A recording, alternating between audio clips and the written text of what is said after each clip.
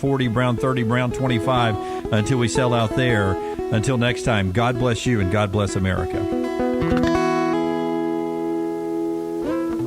Follow Next Round Live on Twitter, Instagram, Facebook, and YouTube. The social media team at Next Round Live is dedicated to giving you daily news conferences and practice video from UAB, Alabama, Auburn, and around college football. Follow and compare to the sites you used to visit. You'll also get the latest highlights and news from the Next Round Daily Show. Turn on the notifications so you don't miss a thing. Next Round Live on Twitter, Instagram, Facebook, and YouTube. See more at nextroundlive.com. Golf season is here, and if you're looking for a great golf course with affordable rates, you need to check out the newly renovated Woodward Golf Club. Woodward Golf Club is a semi-private club with membership opportunities available, but is also open to the public. You can book tee times online at this hidden gem by going to golfwoodward.com. For only $195 per month, you can enjoy unlimited golf 7 days a week. Membership includes discounted cart fees, unlimited range balls, and the use of our practice facilities. For more information on memberships and the course, check us out online at golfwoodward.com. Every day, someone is ridiculed and mocked for the clothing they chose to wear. It's a harsh reality we all must face. But you have the chance to change all of that with one visit to nextround.store. For just a few minutes of browsing, you will observe so many clothing options, from hats to hoodies to t-shirts. Please, for yourself or someone you love, go to nextround.store and embrace the warmth of true attire. Hang out with the Next Round on the go. Whether you're driving to work, running errands, sitting on the beach, or you just need a break from the real world, we can keep you company. Check out the Next Round, Mystery Fifth Hour, and our other shows on your favorite podcast app. We'll meet you there.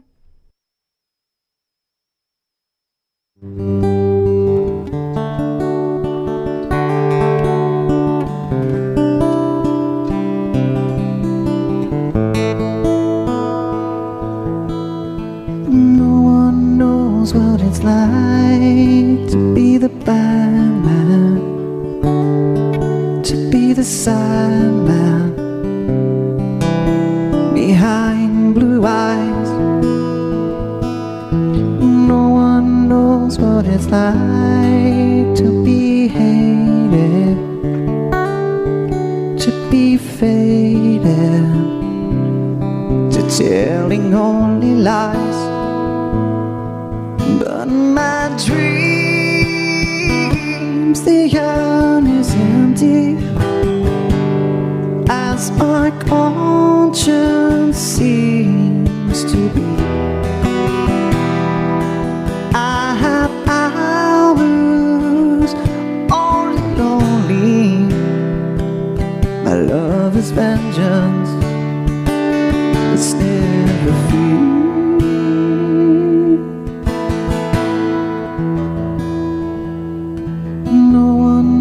What it's like to feel these feelings like I do, and I blame you. No one backs down this hard on their anger. None of my pain and woe can show through.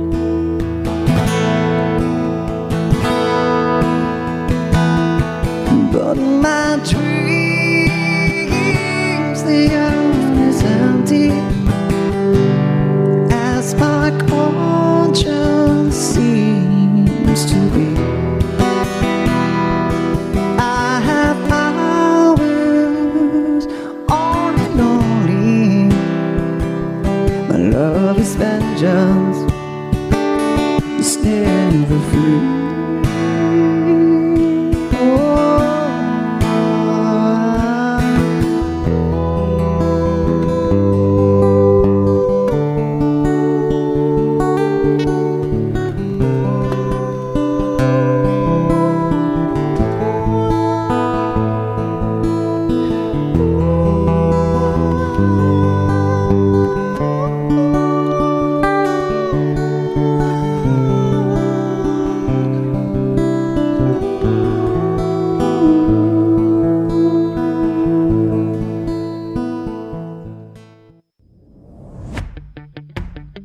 Jim Dunaway, Lance Taylor, Ryan Brown, and Rockstar.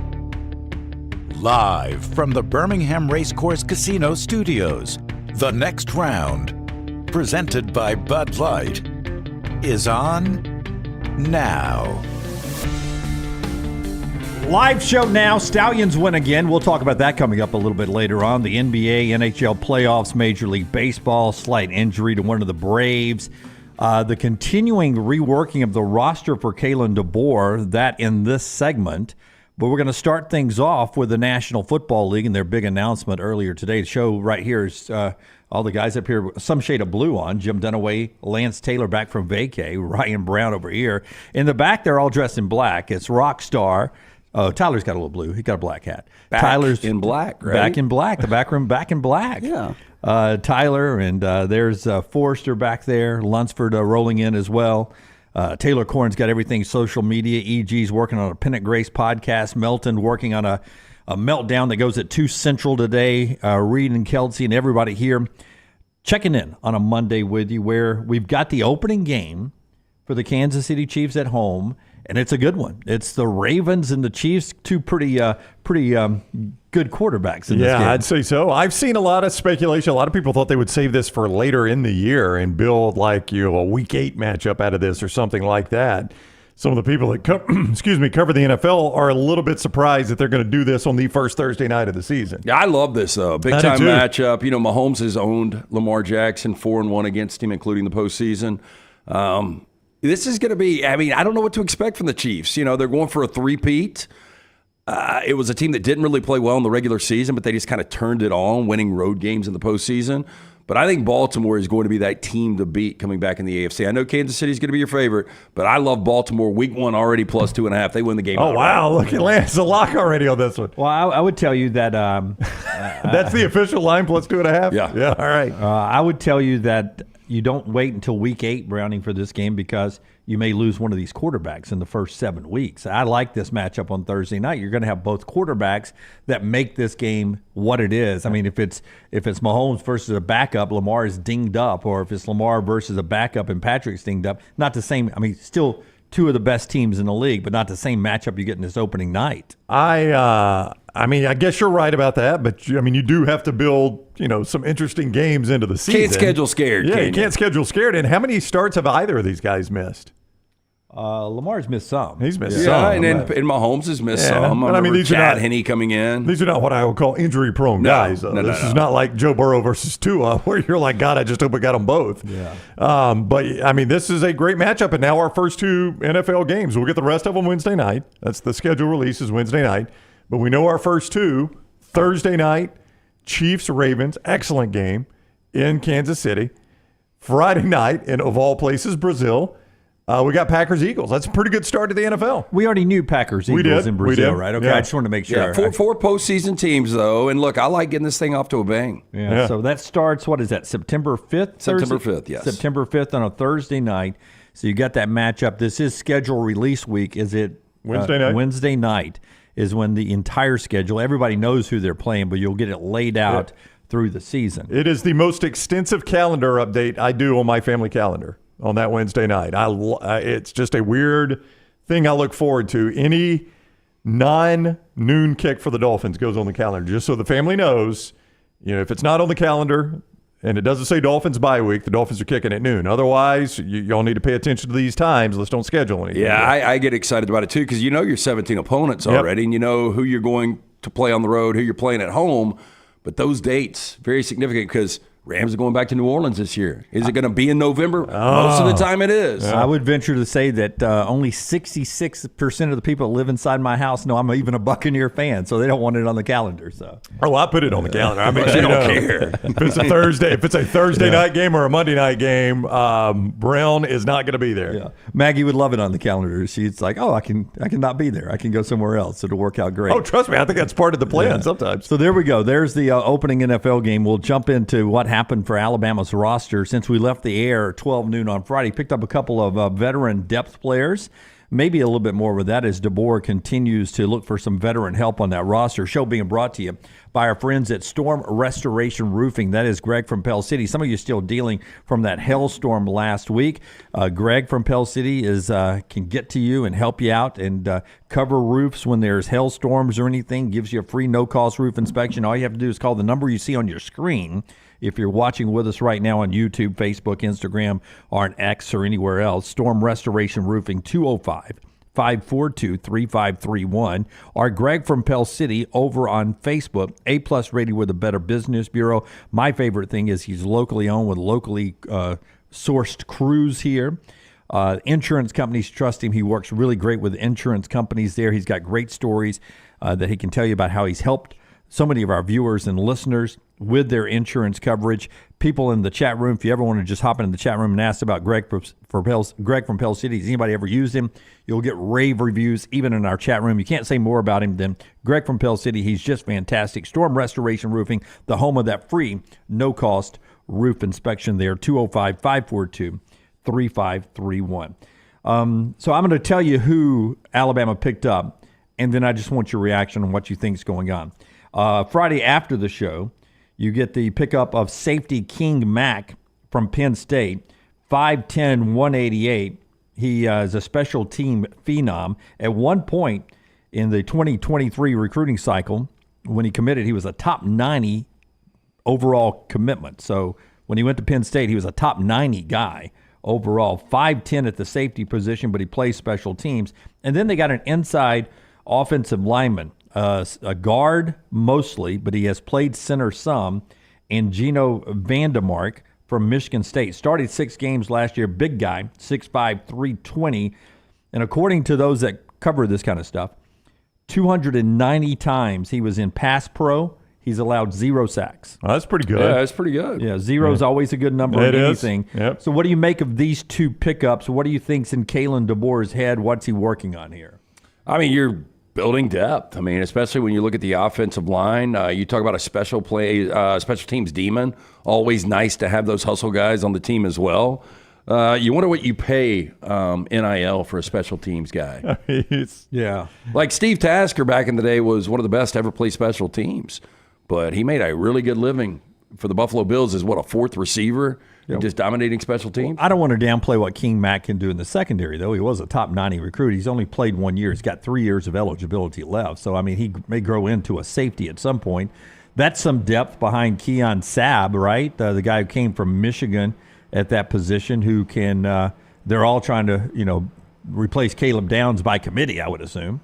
Well, yeah, I mean, again, we've talked about it many times. Anytime you throw open the conversation with the chat or people calling in or whatever, what's your biggest concern about Alabama this year? Secondary depth is that concern. And I'm with Lance. I don't know that this guy is going to start, but it does feel like a little more secondary depth. Yeah, look, and you lost 3 guys to professional football. You lost Kool-Aid, you lost Terrion Arnold, and you lost Caleb Downs to Ohio State, is they basically paid him professional money, right? That's right. Professional money up there. I did not miss that. And then the Vandermark thing, don't sleep on that he's taking snaps at center, because here's an opportunity when you lose Brockermeyer to TCU, and you've got a guy who you love in Brailsford, LT, who's coming in, but he's been, not completely in the program through the spring.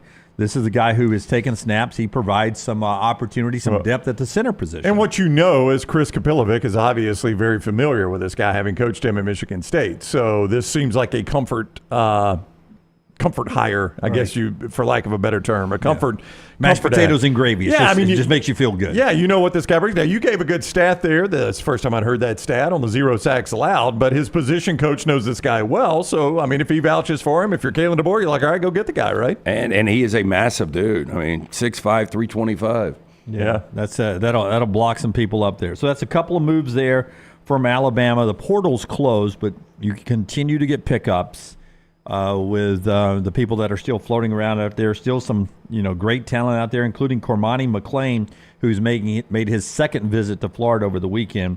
Would be surprised if he does not end up there. So we'll keep an eye on the portal for you as we move throughout the day. LT was talking NIL money, so let's get to this. You remember when when Cliff signed with Alabama, and there was that rumor that somebody offered him $2 million NIL money. And we were like, there's no way. Right. Amoria is not worth $2 million. Who would pay anybody $2 million? $2 million for 1 year. I mean, come on. Well, it turns out Washington is in the $2 million NIL basketball game, and they go down and get Great Osobor, who was at Utah State, started his career at Montana State. That's important because that's where Danny Sprinkle was, and he coached Great Osobor, who he brought over from Great Britain, and now they're going to reunite at Washington. But confirmed, people have seen the documentation, he's going to get $2 million of NIL opportunities with Washington. The staggering, all right, there are two staggering parts to this. Well, the first is not really staggering because I know myself. And I don't know if you guys will be honest with me on this one. I'd never heard of this guy till this morning. Seems like he crossed my path at some point last March. A guy whose first name is Great, I would have thought I had heard of, but I have not. Just watching some late night Mountain West, seeing him, but it didn't jump out. Okay. I cannot believe he's getting this kind of money. Well, that's the second thing that blows me away is that Washington has $2 million they can scrape together for a basketball player. Yeah, it's like this is not Indiana doing this or Duke doing this or North Carolina. This is Washington. Yeah, I need this laid out to really believe it. Yeah, I mean, I was reading The Athletic today. Documentation has been seen. Well, here's your problem. If you're, or not a problem, but if you're Mark Sears, do you not look at this? I know it's a completely different position. You're talking about somebody that can do a lot of things in the front court. But if I'm Sears, to me, like, I'm more valuable than this guy. I think you are too, Lance, but I would also say if you're Alabama, you would love to have Sears back. Are you okay without Mark Sears, though? You're okay, but... Oh, I think you're better than okay, though. I mean, you're really good without Mark Sears. With that roster? But I'm like, with Mark Sears, I feel like you can win a national championship. Without him, I mean, maybe. I don't know. Yeah. I just think he's that good. No, he's a really, really good player. Trust me. You got plenty of guards. I get that. But Mark Sears this year was special. He's I'll say it, he's a national player of the year level guy. But, I mean, I don't know that I don't think Alabama paid $2 million to keep him. I think Alabama looks at the rest of that roster. No. First of all, they've spent some of that $2 million on the rest of that roster. That's right. But, the first $2 million coach, I think, was Nick Saban at LSU after winning a national championship. And now, if we've got our first $2 million NIL player, and it's Great Osobor, I mean, what is a quarterback going to be worth? Yeah, what is a quarterback going to be worth? It's crazy. I didn't know Lunsford, I didn't know we had the sarcasm font in the chat, but Taylor's using it early today. From our social media platform over there. You're fine. You have Aiden Holloway, she says with an exclamation point. Yeah. She's just dripping with sarcasm this morning right there. All right. Lunsford's got a shade of blue on, by the way, too. I don't understand how, I mean. They had to tap into some tech money there, right? I guess so. I guess Washington has a robust NIL, which should bode well for their football team. It's funny that DeBoer's never mentioned that to us. We've interviewed him 3 times for 30 minutes. Yeah, he's never brought up. Man, I left a place that had a robust NIL. NIL. But maybe that was it. Maybe even I have no idea. I'm just pure speculation here. I mean, it doesn't seem like entirely too long ago where Lorenzo Romar had them a number 1 seed, but maybe they've got just a huge Washington Husky basketball fan. Yeah, I mean, maybe so. Maybe you're right. I just look at it from a business perspective, and I'm like, all right, you've invested $2 million in this one player. How are you going to get that $2 million back out of this guy? Yeah. Paul Allen, was he Microsoft? He was. Did he own? He owned the Seahawks and the Trailblazers. Did he sell those? Well, he passed, and I think his wife maybe or still has them or sold them. Okay. You're thinking Paul Allen might be a Washington, or he just lives. There's a lot of tech. He loved basketball, but there's a lot of tech up there. Yeah. It could be I'll see where Paul Allen graduated. I mean, if it's the University of Washington. Oh. Washington State. Doubtful the Allen family is helping UW. Maybe the wife doesn't like him. Now it says, watch him roll up his grave. But $2 million for a Washington basketball. You wouldn't have blinked if this was Kansas, would you? No, not at all. That's my only point. Is like I could see Kansas like, oh, we can get the $2 million back out of it. You'll find us in the Final Four with this guy. But if you're Washington, I mean, if I said if this were a 4 downs question, more likely to happen, Washington football makes the college football playoff, or Washington basketball makes the Sweet 16?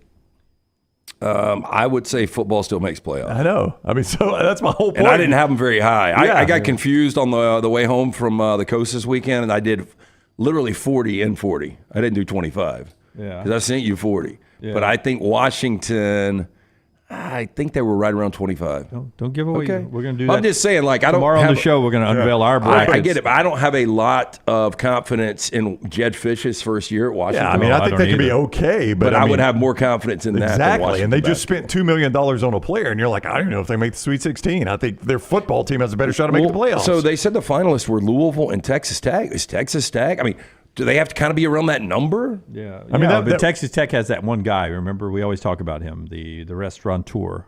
No, that's Houston. It's Houston. Okay, the Texas Tech's got that. That I don't think oil. they got anybody. Always go oil when you're Texas. Yeah. But I mean, Louisville, they do have a restaurateur. It's a pretty big brand. I could have seen Louisville coughing up $2 million for a guy. I mean, that would make sense. Yeah. More college football coming up this hour, and Lunsford is going to update us on the voting that is closed now. If you were selected as a 40 and 40 voter, he's going to tell us how many people actually put their ballot in.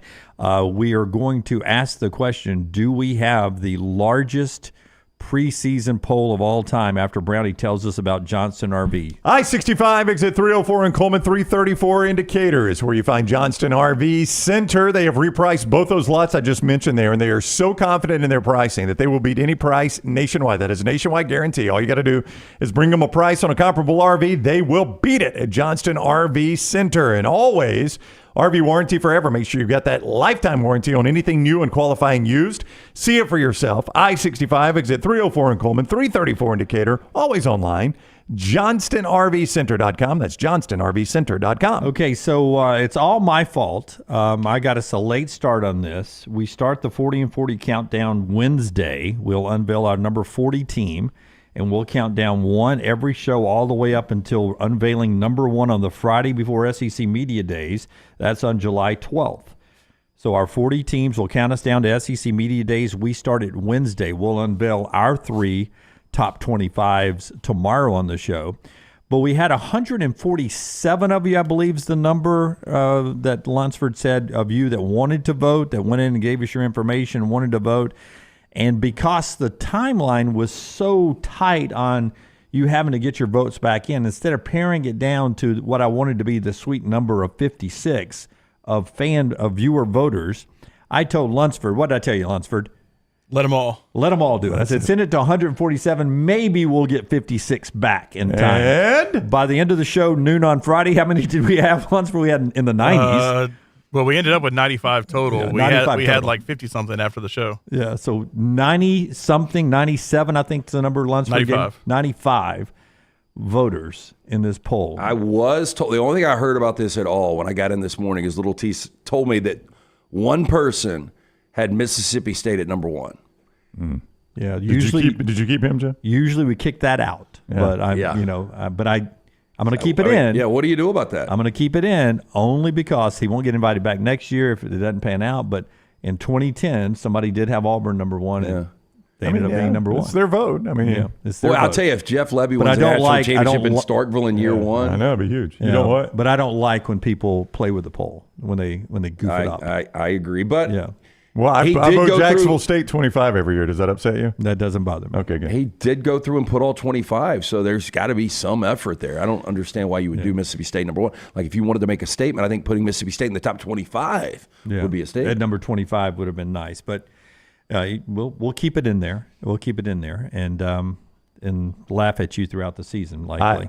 But we'll start unveiling that Wednesday with number 40. We'll hop in there. The final Harris poll. Do you remember the Harris poll that was the very last iteration of the BCS? The Harris Yes. poll was the quote-unquote human poll that was in there. That's right. Because the Associated Press backed out because they didn't want to be part of making news. They were like, there's too much news. We report news. We don't make news. I don't think anybody really cared. I think the Associated Press overthought that one, but they pulled out of the out of the BCS poll. So the Harris was added in with the coaches poll.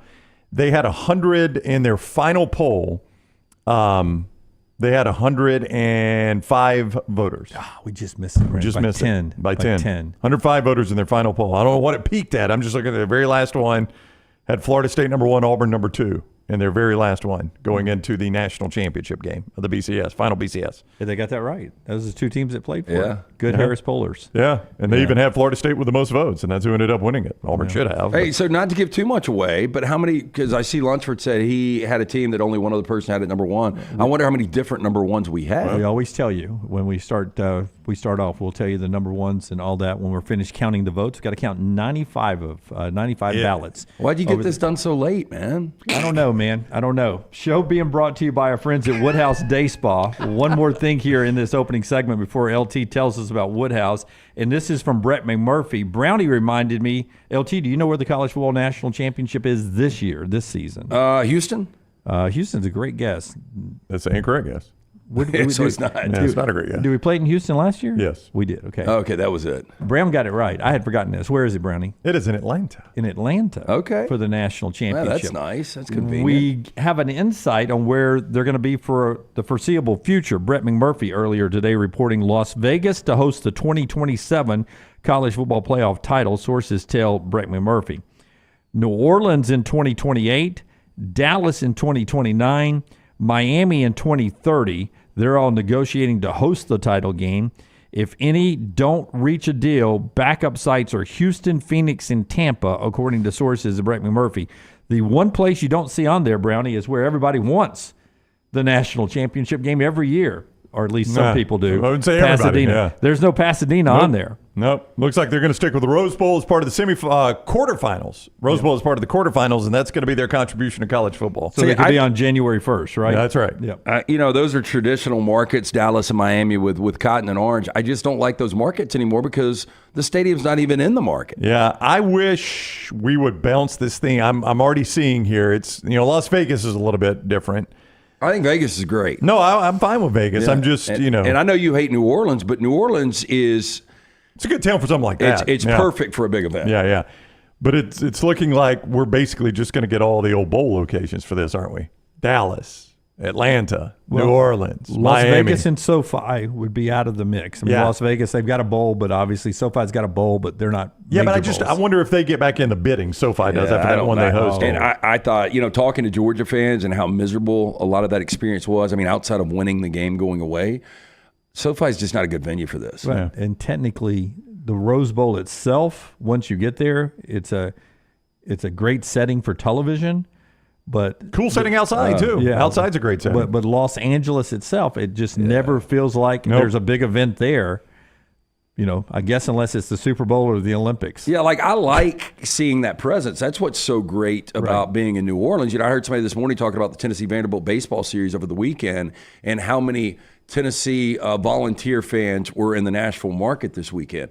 I like being able to know the event I'm in for. I like to see that presence. To your point, I don't think we'll ever experience anything like we did 2011, that season, for the 2012 game between Alabama and LSU in New Orleans because... Well, you might in New Orleans again. I mean, it was two SEC teams. It included LSU, and then Alabama could drive there. I'm just saying... But what if LSU played Georgia and New Orleans this year for a national championship? Or when is 2028. 2028.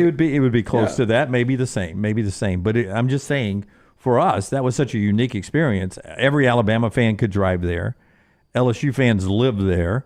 And the town was overrun. It's already crowded anyway. Couldn't even move. Was overrun. Yeah. I mean, they were blocking. Fans were blocking streets on just a normal day. Yeah. Because so many people were trying to walk to eat and it quarters. was It was a I disaster. remember leaving day of game. Yeah. Flying out day of game, just get the hell out of there. It was bad, yeah. Yeah, it was fantastic. All right, Woodhouse Day Spot. It's an emergency Monday. It is. If you screwed up Mother's Day, you still have time to sort of sneak one under past the goalie. And I've talked to people that have yet to get mom anything. This is what you need to do. You can still give the gift of luxury from Birmingham's best day spots, Woodhouse Day Spa, located at the Summit Shopping Centers right off of Highway 280. Get that gift card online. You can choose from a menu, or your mom can choose from a menu of over 70 options, including massages, body treatment, skincare, waxing, nail services. Woodhouse Day Spa, voted America's best day spa since 2009. Again, order mom that gift online 24/7, birmingham.woodhousespas.com. That's birmingham.woodhousespas.com. Or stop in and see Stuart and that great staff located at the Summit Shopping Center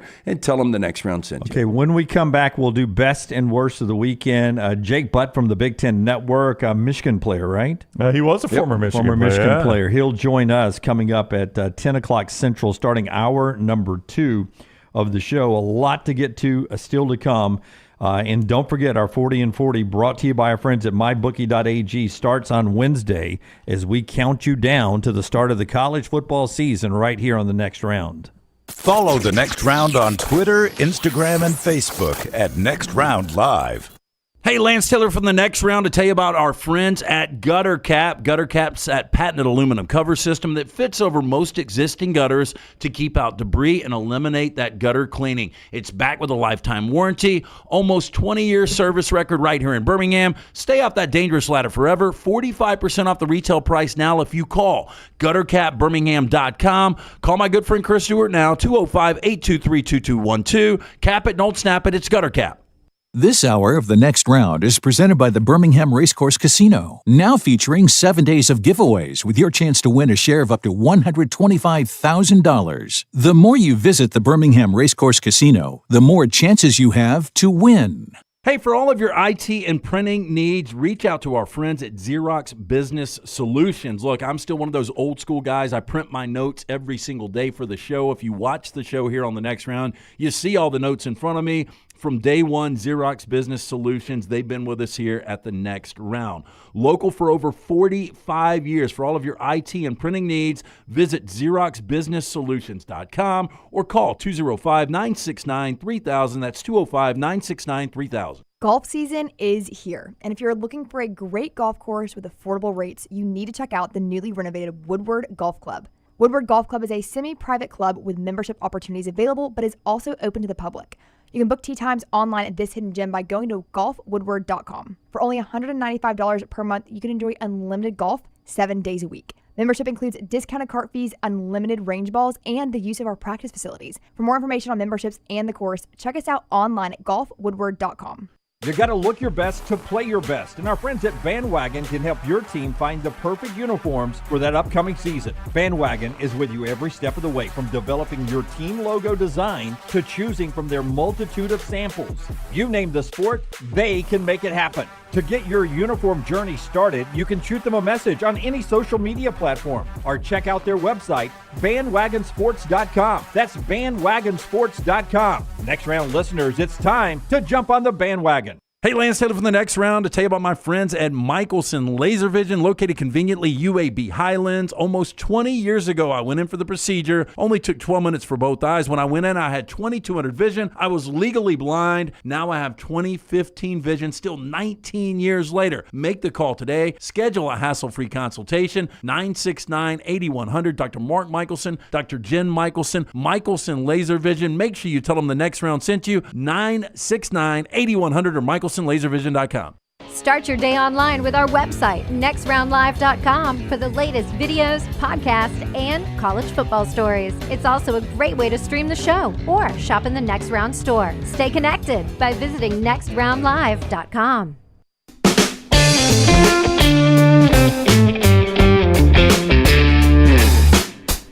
Back with you on The Next Round. Jake Peavy, one of our favorite interviews from the Coca-Cola Conversations last week at the Regions, drops after the show today. And I you guys would agree. I wanted to talk to Jake Peavy. I always have liked Jake Peavy, but liked him even more after our interview. Such an insightful, great conversation. Best conversation we had the entire day. Jake Peavy drops in our Coca-Cola Conversations on our YouTube channel right when we're done today. So go enjoy that. Already out. You've got Hugh Freeze, Kalen DeBoer, Nick Saban, and Roman Harper all for you. You can watch it anytime. It's always there, like all 700 and soon to be 2 of our shows. All there for you for eternity on our YouTube channel right there at Next Round Live. Like, subscribe, and give us a thumbs up. It's good to have friends like me sometimes. It's good to have friends like me sometimes. I alert you when interesting things are happening. Little T had no idea this was happening. I don't think LT down on the coast knew it was happening, but on Friday and Saturday night, we started seeing pictures. This is outside my house.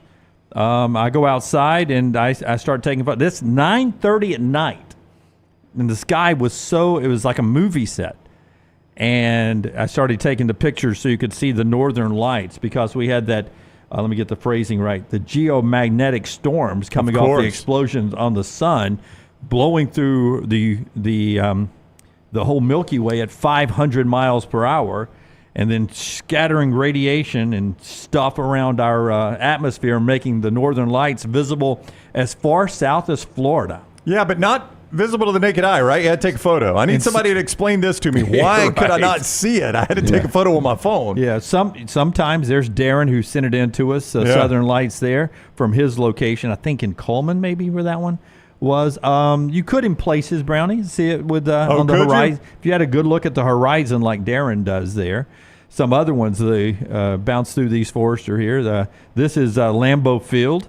A little bit more. That's the nice look there. Just looks like a storm's blowing in, like lightning in the background at Lambeau Field there. I'm glad they color coordinated with the Packers. It really did, right? That was the most amazing one. That's Joshua's shirt tree at the National Park there. That's on the horizon there. That's a good look. I mean, that should be an album cover. Well, yeah, I really didn't know what was going on until I started to see a lot of this out there on social media. Yeah. So my daughter, home from college, had a couple of her friends over at the house hanging out, and they went out to see it, and they came back in. They're like, because of the trees, we can't see it. So they got in their car and drove somewhere. And they came back showing me the photos. I'm like, dang, I'll go see that. Well, you can't see it. You got to take a picture of it. Right. I was like, oh, okay, then I'll just look at your picture. Then there's no need for me to go out there. If I got to take a picture of it, I'll just look at your picture. Yeah, I would tell you that just sitting outside with the way the clouds and the sky looked anyway. I mean, it didn't look like it was 9:30 at night. It was just a weird looking sky.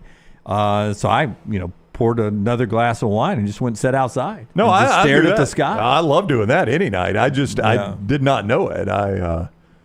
I couldn't figure out why you had to take a picture of it. I guess that's what I'm trying to say. Yeah. Well, I can't see it with my eyes, but my iPhone could see it. Well, you could in some places, but it's just. But I'm in Birmingham. I'm just saying you couldn't in Birmingham. You could not, unless you had a good look at the horizon with very little light around you. Oh, so it's the man-made light that was affecting it? It could, yes. Oh, okay. Yeah. Well, that makes a little more sense. Front of my house, no street light. Back of my house had a street light. Right. So I had to be in the front of my house. Back of my light, I couldn't even get a good picture with it. Interesting. Yeah. All right. So pays to live in the country sometimes. Yeah, but it's it was one of those just great nights to be outside. I love a good southern night outside, and it was fantastic. Our friends at Hemphill, that was my best of the weekend. Hemphill brings you best and worst of the weekend. Yeah, 205-229-2090. That's 205-229-2090. Whether you experience plumbing, heating, or cooling issues in your home or business, they are ready to serve you. Our friends at Hemphill Services, Adam, Chad, Andrew, the guys there. Tell them the next round sent you. 205-229-2090. Hard to stop a train. For more information, hemphillservices.com. Yeah, Brody says in Coleman, if you left places with light pollution, you can actually see some of the streaks come across with the naked eye. Matthew says the phone camera filters out the city lights and allows you to. So it's man-made light. That. Okay, that was the answer to my question. I had no earthly idea. There you go. So just an amazing weekend. I don't know if you can still see it tonight or not. It was cloudy last night. I didn't go out and take a look at it last night. More best and worst of the weekend. One of the best for a lot of you has to be the Birmingham Stallions. They have now won 14 straight professional football games. 14 straight games. They're 7-0 in the UFL. The two-time USFL champions have locked up a spot in the conference championship game now. They'll just have to win one playoff game to go play for the championship again. Cut number one, Rockstar, Skip Holtz. Skip Holtz after the win over St. Louis. These were the two best teams in the league. And Birmingham wins it 30-26 in front of a nice crowd at Protective Stadium. And then they get this win again. Another great game from Adrian Martinez at quarterback. Here's Skip Holtz after the win. Anybody can beat anybody. And that's the thing. We can't get tied up in, well, you got to play them and got to play them and got to play. We got 3 more games in our regular season. And any one of those teams can beat us if we don't show up. And if we make some of the mistakes like we did yesterday, we were just able to overcome some of them. But I think for us, it's just a matter of falling in love with the process of what it's going to take to become great. And when this season's over, that's when you look up and you go, you know what? We weren't bad.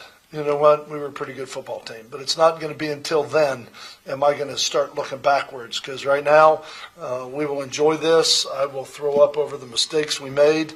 I will get sick. I will be nauseous. And I will wake up tomorrow motivated to get them fixed. You know what I mean? And so will this team. And that's one of the reasons that this has worked. Skip in a coat and tie there afterwards. Is this the start of the process? I mean, this got national news in all my newsletters that were sent to me. Is this the start of the resume building of Skip Holtz now that it makes Sports Center and all that? Going to ask what color coat will they induct into the UFL Hall of Fame. He's a first ballot guy. Doesn't lose. First class in. Right now they're going to name the trophy after him. I don't know how much you guys got to watch. Yeah, 20 years from now, they're playing for the Holtz Trophy. I was on the beach, so I didn't get to see it. But Chris Garrett, who played for the Rams for a minute, was the linebacker that blocked the punt with 40 seconds left and had St. Louis plus 4.5, so ended up getting under the number. But if A.J. McCarron doesn't get hurt, do they win that game? I know he still played, but... Yeah, he got sacked a couple times, I believe, after that injury. I mean, he told his trainers that he had broken his ankle. That's what he thought. Yeah, played hurt. Do they win the game? I don't know if you can say if they win the game or not. Because this team Birmingham has just... They found ways to win. Yeah, ever since that first game you and I went to, we went there on that opening night. We need to go back. They found a way to win. I know. They found a way to win. I tell you, I want to go every week. They got a home game again this weekend. I always want to go, but I've always got something planned. I thought about you guys. I was like, I wonder if they're going to go to the game because it's late Saturday afternoon. I assume the weather was great down at the coast. I assume it was good here. Oh, it was as gorgeous a day as you could find. That's why I thought they would get more people. And my best of the weekend ties into this. My best of the weekend was the Nate Bargatze show down at the BJCC, in spite of the fact that Dunaway thought the hottest comedian in America couldn't piece together another show, and the fact that Lance thought people can't be funny at 3 in the afternoon. I mean, it was an amazing show. It's weird. It was an amazing show. Here you go again. What? I said peak, and everything down is downhill now. So peak, I mean, here is still a good show, Brown. Guy did an hour of content, and I laughed the entire time. It was fantastic, and only did like maybe 10 minutes I'd even heard him do before, and I'm pretty familiar with his work. Great I'm show. saying it just his style gets redundant for me. Well, I mean, that's fine. Yeah, I mean, but different strokes for different folks. Different strokes for different folks. The BJCC was about 3/4 full for my show and packed for the second show. So the guy probably had 30,000 people come see him. Did y'all make it to Piccadilly's in time for dinner right after? I mean, I ate when I wanted to eat, yeah. So we were, I think we ate dinner at 6 o'clock. Yeah, a little Asian flair there at 6 o'clock. But I was down there at 3 o'clock, got downtown about 2:30. Just a wild guess. You think parking was an issue? Yeah. So, was it? Oh, was it? Yeah. Uber's impossible down there. I know. You can't even Uber down there. Well, I'm just saying it was 3 o'clock kick. I thought everybody would be in protective by then. 2:30 was when I got down there. And again, as I pointed out to my wife, who's like, where are all the parking lots down here? I was like, well, they built the stadium on them. Yep. On all the parking lots, they built the stadium. And nobody was like, should we build more parking for the stadium? No. Why won't we build more parking? Who's going to come to games here?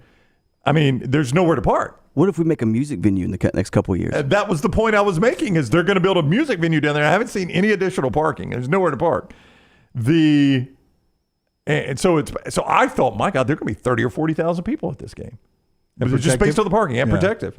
There were 16,000. I was a little disappointed in that. Yeah, I thought it was about 16,000, 17,000 watching. Which is the biggest Stallions game yet. I think they announced 16.5. That's the biggest Stallions game yet. But with the weather. For the year. With the weather, with the game, I thought it was a record for the whole time. I don't know. But with the weather, with the game, and A.J. McCarron coming back, I thought you had a bigger crowd than that at 16,000. Yeah. But I got, good win for Birmingham. Good win, 7-0. But I'm like home you. Again this week. I keep saying I'm going to go to a Stallions game. But if you've got, here's the problem with spring football. Here's what I've discovered, because I always used to think I wanted spring football, and I never watched spring football.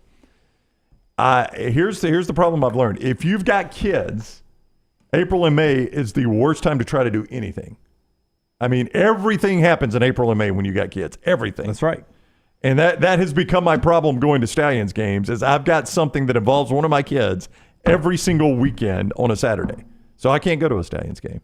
They'll just play without me, Jim. Well, to your point, they've succeeded just fine without me there. To your point, some people, it was Mother's Day weekend. That is correct, yes. So one of our staff went home with mom to see mom in Georgia. Another one was at the lake with her mom. You're at the beach. I had friends in town to play golf Saturday afternoon, our tee time, right at game time. We played late afternoon. I know. Brownie had concert tickets. There's just so much Yeah, that but goes if you on in want the to go, spring. you can go. Oh, yeah, you should go. I mean, you went to a comedian at 3 o'clock. well, yeah, I wanted to do that more than the Stallions No, game. that's But what I'm I'm just saying, saying, though, but if you- most weekends it's kid stuff, and I'm not going to pick a Stallions game over going to my kids' events. So you guys are big fans of Alabama, the band, right? Oh, I love Alabama. I didn't realize we were down there that they were playing. And so we got invited, our friends at the Floor of Bama, they host a pre and post party down at the wharf. Right. And so Jamie Johnson was opening for Alabama. Oh, So Jamie Johnson good, too. Went to the pre-party, had tickets, and ended up not going to the show. Would you guys have gone to the show? Absolutely. I don't know. I mean, I don't know what Alabama is now. Yeah, I I don't saw them either. in their prime, and they were phenomenal. I don't know what Alabama is now either, but to me, if you go to the pre-party, you're almost obligated to go to the party. Yeah. You know what I mean? Well, the pre-show. I went with Uncle Steve and Aunt Patty, and they didn't go. Did you watch Jamie Johnson? No. He's good, I too. could hear him from the boat. Oh, he's fantastic. Yeah. Bandwagon, a lot of local state soccer championships over the weekend. Some of those in the Bandwagon family here. Your local sports department, Brownie. Yeah, Bandwagon is the store you need to go to for anything like that with All-Star season coming up and things of that nature. Cahaba Heights and Edgewood. You can shop in the best sporting goods, apparel, and more in the Birmingham area. From top-of-the-line equipment to clothing brands, Bandwagon has what you need to play like an MVP and look like one, too. Brands like Chubbies, Bird Dogs, Task, and Southern Tide. Bandwagon's got everything you need to get you ready for the summer, too. Shop their Cahaba Heights and Edgewood locations today. Next round, it's time to jump on the bandwagon, bandwagonsports.com. All right, so one thing here before we take our next break. It was Mother's Day. I believe this next guy we overplay. I think we overplay his lack of knowledge of technology. Who, Lance? No, Oh. this next guy. This next guy. But I'll play along. All right. Kristen Saban sends out this picture on Instagram. Dad took his first ever picture on his iPhone, not too bad, at the Mother's Day brunch table with Kristen Terry and Nick Saban allegedly on the other side taking the picture there. Dad took his first ever picture on his iPhone, not too bad. Do you believe that was his first picture? I don't think it was his first picture, no. I don't think he takes a lot. I could believe it. I mean, what do you think Nick Saban's going to take a picture of?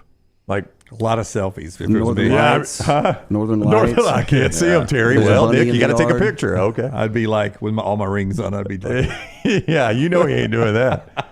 Yeah, I don't think we'll ever see a selfie of Nick Saban. Yeah. I'd have the rings on. Yeah. I'd have a hat on like this with the rings on. So it looked like Kristen was drinking a Chardonnay and Terry maybe a rosé. What do you think Saban had? Or switch that around. Looks like Kristen's got the rosé and Terry's got the Chardonnay. Well, I don't know. It looks, yeah. I'm telling you, behind the caption, it looks like a Powerade. You think he's got a cold beer? Or No, a glass of wine? look behind the caption. It looks like a Powerade. That's a bottle of Powerade if I've ever seen one. Or it could be the candle in the middle of the table. One He of gets the the candle in the middle of the table. All right. Yeah, that's a glass of water. I think he's only hydrating because he's got to go play golf. Yeah, that is a candle to bottom left. I think it's water right there in the middle of the Hey, table. my best of the weekend, real quick. Our boy C. Stu performing with Big Earl on the stage. Rockstar have told there's video. I've got to see the it. floor of Bama. What they sing? Well, it was funny. So, we were talking to him on the boat. We had gone out. They got a new pontoon boat, so we were out on that all day. And he was throwing out different songs he could do, and we were making fun of him. So the plan was he was going to do Friends in Low Places because I was like, you got to do something in the country genre. It's got to be something that gets the crowd up.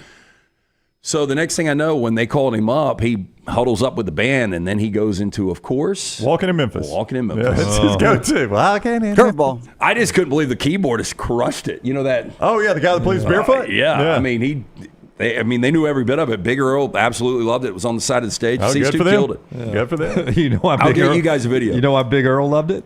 He didn't have to sing? That's five more minutes he doesn't have to sing, and that check doesn't change. You're right. That's just like when he rolls you out there every now and then. It's like, come on, boy. Oh, I hop on out here got and drug sing. out there again. Did you really? Yeah. Oh, my gosh. Did we go pick up Mom in a pickup truck again? Nope. We did not. We did not. Oh. What'd you do this it's a time? change up. Well, the Friends in Low Places. Like, I thought I was doing when he called me out, David Allen Cohen, he went into Friends in Low Places. I was able to pick it up, though. Okay. Yeah. You're a trooper. There was You're a very seasoned veteran. embarrassing element to it that I'll tell you guys when we go to break. Okay. Ooh. All right. Looking forward to that. The show being brought to you today by our friends at Precision Sports, precisionsportsortho.com/2024. Get yourself back in the game. I cannot tell you, including EG. So many people. EG, our neighbor. My neighbor was coming back with her family from playing pickleball. EG was playing pickleball. Little T and I were texting about something today. She mentioned pickleball. Pickleball. When are you and I going to pick it up? All of us. Okay, so I told you guys a story. We got great courts. A friend of ours, we were going to start a pickleball league, and this was right before the pandemic, and the demographic really at that point was a lot older. Yeah. That's right. Everybody's playing it now, so we kind of tapped out on it just because of the fear of, and it was probably one of the worst mistakes because we could have started that and really blown it up. All I can tell you is when I come back from doing the zone about 7:45 on Sunday night, Veterans Park's got those pickleball. Sun was already setting dark. Every court in use. Yeah. No lights. There's They're a playing lot in the of dark. like, and I noticed this. There's a lot of like apartment condo complexes that are going from tennis court to pickleball. But back to your point, like I've been asked multiple times, I want to play. Yeah. Like I'm going to play this weekend because I don't have any plans. How about that? My first time. Yeah. Maybe we'll jump out Wednesday afternoon before my week gets crazy, and just sit there and just knock it back and forth at the lakeside courts by your house. How does your week get crazy? I'm off on Friday. I got a big golf outing going. Okay. Out of town this weekend. Precision Sports Medicine. If you injured yourself playing golf or pickleball or something on the lake, maybe you're out there trying to get air behind a boat on a lake and something goes bad, Precision Sports Medicine and Orthopedics can get you back to work, back to play. 205-512-3885, 512-3885, precisionsportsortho.com/2024. Listen, they've got locations from Jasper to Talladega, Fultondale to Alabaster, and everywhere throughout the Birmingham metro area. Orthopedic care is better together. Find your provider today. 205-512-3885 or precisionsportsortho.com/2024. Follow LT on Twitter at @TheLanceTaylor. Hey, you. Summer's here. Time to get hot. And at New Balance Birmingham, that's just what we got. For a summertime vibe, see what's inside. Come together at New Balance Birmingham on Highway 280, right next to Chick-fil-A. New Balance Birmingham, we got now. There is no better place to watch your favorite sporting events and enjoy great food than one of the 3 great Birmingham locations of Walk-Ons. The TVs are everywhere with your favorite sports, and the menu is second to none. From the great appetizers like the waffle cheese fries to the Avery Island salad, handhelds like the all-new Chicken Bomber, bistro specialties with a special taste of the Bayou, the amazing hand-patty burgers, the great po' boys, and the specialty drinks. Visit any of the 3 great Birmingham locations of Walk-Ons: Greystone, Stadium Trace and Hoover, and the brand new location in Trussville. Maybe you follow us on Instagram, Facebook, X, LinkedIn, or TikTok. While we're changing the game yet again, Tyler's Telegrams has been developed exclusively for you. Hi, this is the lovable boy you know as Tyler the Intern. I'm a businessman now. I will come directly to your door and tell you every time a new piece of TNR content drops. For the low, low price of $740,000, you can be notified by me, one of the biggest stars of the next round, about that thing you missed. Sure, the rest of those social media services are free, but so is radio, and we all know how well that's trending. Tyler's Telegrams is currently operating exclusively in Bibb County. Other social media platforms are available everywhere. Hey, let me tell you about our friends at Urology Centers of Alabama. Compassionate and comprehensive urological care with 35 physicians, 17 locations across Alabama. Their patient-centered approach to all of your urological needs. Remember, they've got that new men's health center. It is beautiful, helping men with a wide range of sensitive male issues in a comfortable environment. You can always go online, visit urologycentersalabama.com, schedule an appointment with one of their many urologists today. Hey, Lance Taylor from the next round to tell you about my friends at Michelson Laser Vision, located conveniently UAB Highlands. Almost 20 years ago, I went in for the procedure. Only took 12 minutes for both eyes. When I went in, I had 2200 vision. I was legally blind. Now I have 20/15 vision, still 19 years later. Make the call today. Schedule a hassle-free consultation. 969-8100. Dr. Mark Michelson, Dr. Jen Michelson, Michelson Laser Vision. Make sure you tell them the next round sent you. 969-8100 or MichelsonLaserVision.com. It's time to pull the trigger on the Next Round merch that you've been eyeing. We know there's a lot to choose from at nextround.store, so here's a few of our favorite picks. If you want to match LT and Brown, go with a TNR logo hoodie and throw in one of Dunaway's favorite hats. Any of them will do. The Backroom's go-to is the classic logo t-shirt, while my personal favorite is the light blue TNR crew neck. All of these items can be found at nextround.store and are EG approved. Rest assured, your order will be packed with lots of love from us here at the Next Round. Head over to nextround.store to start filling up your cart.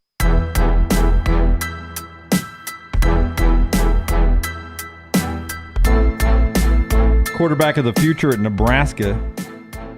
Matt Rule picks up TJ Latif, four-star quarterback, picks Nebraska over Colorado and Ole Miss. Texas A&M gets a four-star cornerback, Colby Sellers, over Texas and Oklahoma. Big win there for them. Missouri State's to Conference USA starting in 2025, adding some depth. They were always a good FCS team. I remember them being in Jack State's league for a while, so they joined Conference USA. And the Zags, Gonzaga, getting some basketball competition in their league. Seattle and Grand Canyon joining the West Coast. Grand Canyon is going to be good for basketball for a long, long time. They got a big following there. We saw them in the tournament. Yeah, the Antelopes, really, really good season. I wonder how big these universities are. Yeah, Grand Canyon's huge, we found out. Taylor found out when she was there in Spokane.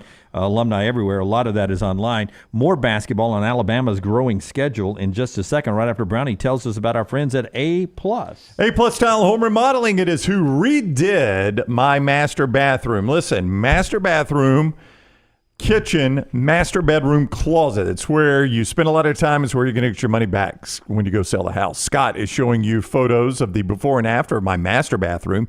When we were ready to do it, my wife scoured the internet. She found Brad Bell, A+ Tile Home Remodeling. After talking to numerous contractors, people that had used contractors, reading reviews, she picked Brad. I'm glad she did, because his crews did amazing work, and he did it to our vision. He didn't come in and say, hey, this is how we're going to do it, no questions asked. He came in and said, what do you guys want? And then he built a plan around what we wanted. Brad can do the same for you, whether it's master bath, kitchen, master bedroom, closet, anything in the house. I'm just giving you the three things he specializes in. And it's where you're going to get your money back when you go to sell your house. 205-422-1758 is the number for Brad Bell, A+ Tile Home Remodeling. 205-422-1758. Brad Bell, A+ Tile Home Remodeling. If you missed a couple of big football stories that we started off with, Las Vegas looks like is, according to Brett McMurphy, going to be the home for the 2027 National Championship game after Atlanta gets it this next year in college football. And the Ravens and the Chiefs are the first game of the NFL season, September 5th. Ravens in Kansas City as they fly another banner there at Arrowhead Stadium. That'll be Thursday, September 5th. Basketball news, right after we left the show on Friday, we had discussed last week that McNeese State, Will Wade, was, according to the Field of 68, talent-wise, coming off a 30-4 season, a team that deserved to likely be a preseason top 25 team. So what happens? Nate Oates adds them to the schedule, as he likes to do. McNeese State coming to play Alabama in Tuscaloosa, November to 11th, a team that will be high in an RPI all season long, and they roll in as a team that most people talent-wise thinks the top 25 team. Yeah, look, and this is a game where Alabama will be a double-digit favorite, a game they should win, but it's still going to help strength the schedule. When you look at McNeese, probably wins 30 games again this year. Yeah, and on that schedule now, you've got McNeese State at home, you've got Creighton at home, you've got Purdue on the road at Purdue. That's a true road game. That is not neutral site, yeah. Just like true road game for Creighton last year. You've got a game in Birmingham with Illinois. Mm-hmm. And then you've got the heavy field out in Las Vegas for the NIL event at the MGM. And then you have the ACC-SEC Challenge. And my question to you guys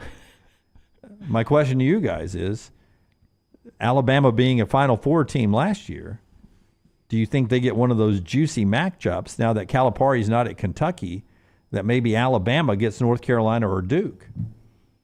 Ooh, that'd be interesting. Have they risen to that point? Because Alabama could be preseason. Yeah, I don't think I think college basketball people realize where Alabama is right now. You know, where the other teams they're kind of on the level with. I don't think your casual basketball fan probably realizes that. Stay with me here. I don't think it'd be in Coleman. But preseason projections right now, number 1 Duke, number 2 Alabama. If they make that announcement, Alabama at Duke, Cameron Indoor, part of the ACC SEC Challenge, could you see it happen? Yeah. Yes or no? Yeah, I mean, because TV's who puts this together, right? This is ESPN saying these are the games we want. It was the 8th game of the season this past year. I don't know where it would fall on Alabama's schedule, but, I mean, Alabama, if they start out 1 or 2, I mean, they could still be 1 or 2 because they could be undefeated. But even if they've lost a game, they're still a top 10 team in all likelihood at that point, if that's how early this game falls again this year. Because you remember a lot of people are used to the Big 12 Challenge, which fell during the season. This right. ACC, SEC has fallen in the pre-conference, which I like it better there, frankly. I don't know. I could see it. Alabama, Duke, Alabama, North Carolina, a rematch from a Sweet 16 rematch, Alabama, North Carolina. Do you have an in on student tickets? That's true. If they play in Cameron, she can get in line. Absolutely, she can. Nate asks, "What about Arizona?" Or excuse me, Nicholas says, "What about Arizona?"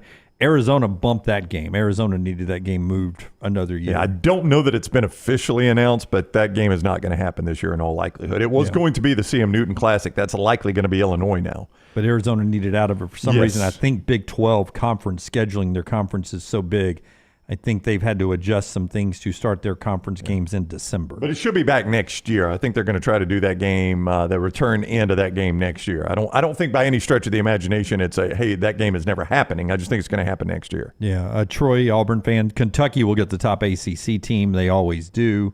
They have in the past. Yeah, North Carolina and Duke are the 2 name brands, so we'll see if Alabama gets one of those.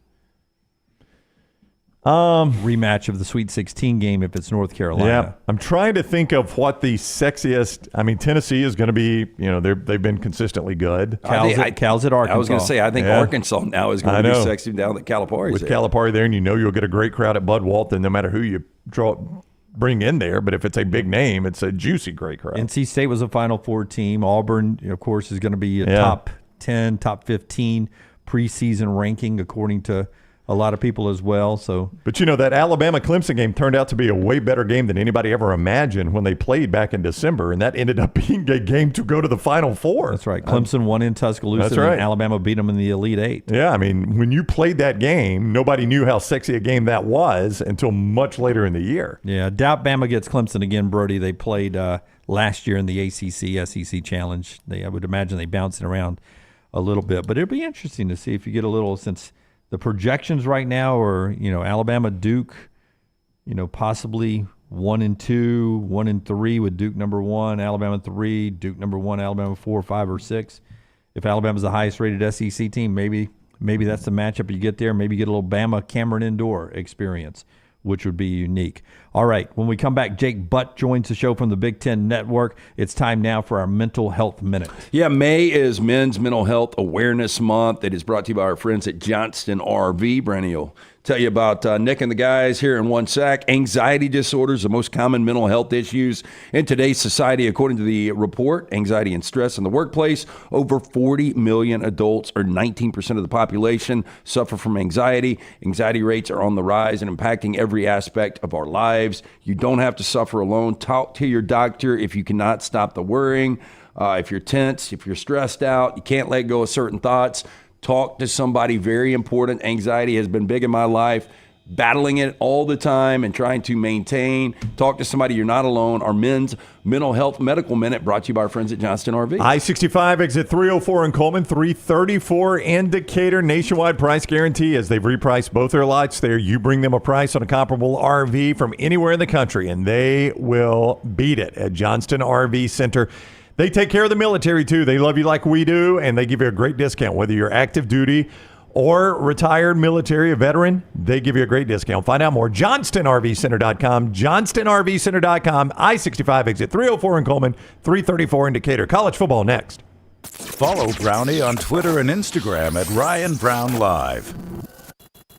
Hey, there's nothing worse than waking up to a plumbing problem. Don't get caught in a flooded house. Call the guys at Hemp Hill Services. Adam, Chad, and the team at Hemp Hill are the only ones I trust to fix it and fix it right the first time. Hemp Hill Services does it right and always at a fair price. For all of your plumbing, cooling, and heating needs, trust the name that Birmingham has trusted since 1954. That is Hemp Hill Services. Call now, 205-229-2090. That's 205-229-2090. There is no better place to watch your favorite sporting events and enjoy great food than one of the 3 great Birmingham locations of Walk-Ons. The TVs are everywhere with your favorite sports, and the menu is second to none. From the great appetizers like the waffle cheese fries to the Avery Island salad, handhelds like the all-new chicken bomber, bistro specialties with a special taste of the bayou, the amazing hand-patty burgers, the great po' boys, and the specialty drinks. Visit any of the 3 great Birmingham locations of Walk-Ons: Greystone, Stadium Trace and Hoover, and the brand new location in Trussville.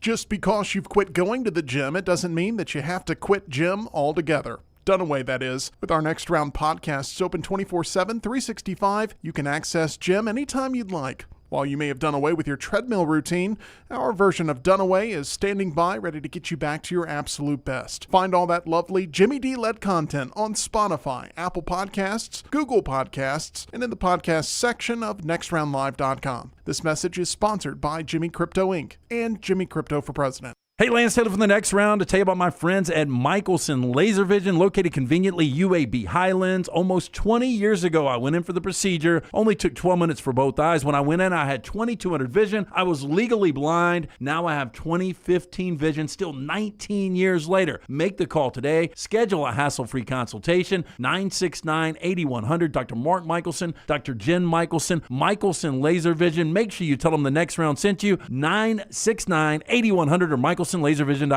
Things fall apart. There's even a book about it, but that doesn't mean you have to break the bank to fix them. Ryan Brown here for the Next Round. Our friends at Mortgage Right have a new renovation option that will make repairs and other home improvements easy. If you've recently purchased a home and find yourself short on cash, or you're looking to buy a fixer-upper, Mortgage Right's renovation loan program can help you spruce up your space. Repairs can be made to your roof, plumbing, flooring, and more with the help of top-notch mortgage professionals. So get your fix by visiting mortgageright.com/TNR. And MLS 2239, Equal Housing Lender. You never know what we're up to here at the Next Round. The easiest way to stay in the know with our antics and adventures is to follow the Next Round across all social media platforms at Next Round Live on Facebook, Twitter, Instagram, and TikTok.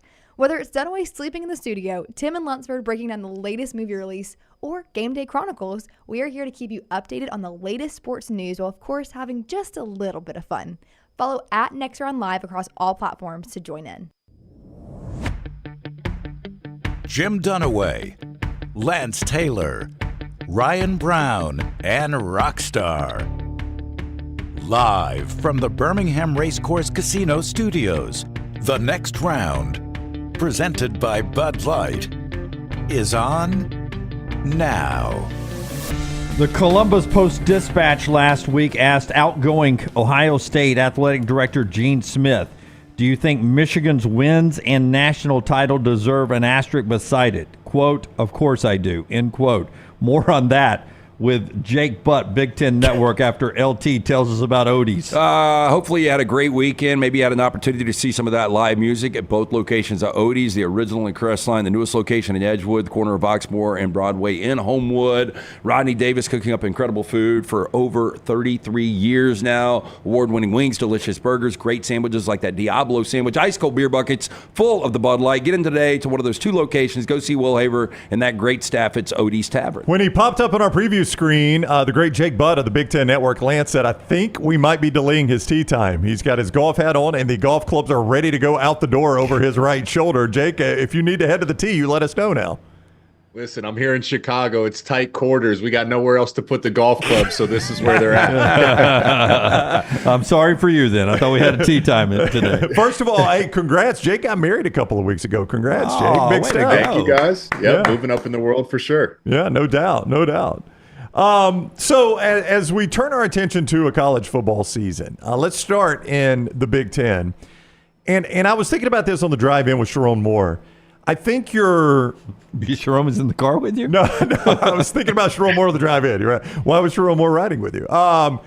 Your gut reaction when a team hires an assistant is to sometimes think, well, he only got that job because he's an assistant. Why is that unfair for me to think of Sharon Moore that way? Like if Sharon Moore were a coach elsewhere, would he still be the Michigan coach today? Why is it unfair? Sell me on why it's unfair for me to think of Sharon Moore in those terms. I'm not going to sell you on that. I think it is fair. And I think that's a fair starting point to have that. You should ask that. And especially with the power programs, because I think any school like Michigan or Ohio State, Bama, Georgia, Texas, go down the list, should always approach from not what's the easiest hire, but what's the best hire for our program. And that should be a national level search. But then, when you start to peel back the layers, working for the Big Ten Conference, Big Ten Network, I talked to Matt Rule last year, and he brought up a great point that stuck with me. He turned around Baylor, he turned around Temple, now he's trying to turn around Nebraska. And he said, you have to learn how to win at each place. Like winning looks different at each individual program. And there's a winning formula in Michigan. And they won the national title and had the most success as a team because they played quality defense with the Baltimore Ravens scheme and had a physical run game up front with a complementary play action game. It allowed them to maximize their recruiting backyard, and that's their DNA. So then when you approach it from that, you say, well, Sharon Moore was a key piece in getting Michigan to that element. And I also know this just from being around the program. He got onto campus as a tight end coach. And I've been out of the program for a few years now, and he's the only one I've heard this, where as soon as he walked on campus, even as a tight end coach, people were saying, yeah, that guy's going to be a head coach one day. He's that good. You also go back and look at, you kind of had a tryout last year in terms of game day operations with the Jim Harbaugh suspensions. There's Sharon Moore thrown into extremely challenging situations and leaving each place with a victory. So from that standpoint, the DNA, the structure, and the identity that allowed Michigan to succeed is still in place. And you get a guy in Sharon Moore that's been known for his leadership qualities. And I'll just say this last thing because you talk about coordinators becoming head coaches, and I think that's fair. But a head coach is a CEO. It's about getting 100 individuals unified and aligned in one direction. Well, Sharon Moore was an O-line coach, and the best O-lines I've ever been around have less to do with talent and more about getting the 5 or 6 or 7 or 8 guys that you're going to play and getting them aligned on one page and in the same direction. So the principles remain for Sharon Moore to have a successful coaching tenure. Okay, with that said, Michigan loses 13 guys to the NFL draft, the most in program's history. The head coach, Jim Harbaugh, now with the LA Chargers. What are reasonable expectations this year? Well, I think it'd be unfair to say you should pick Michigan to win the national championship again next year. I don't think that should be the expectation. The biggest loss of them all is Michigan struggled to have elite quarterback play, and J.J. McCarthy's gone, and that's a question mark at this point.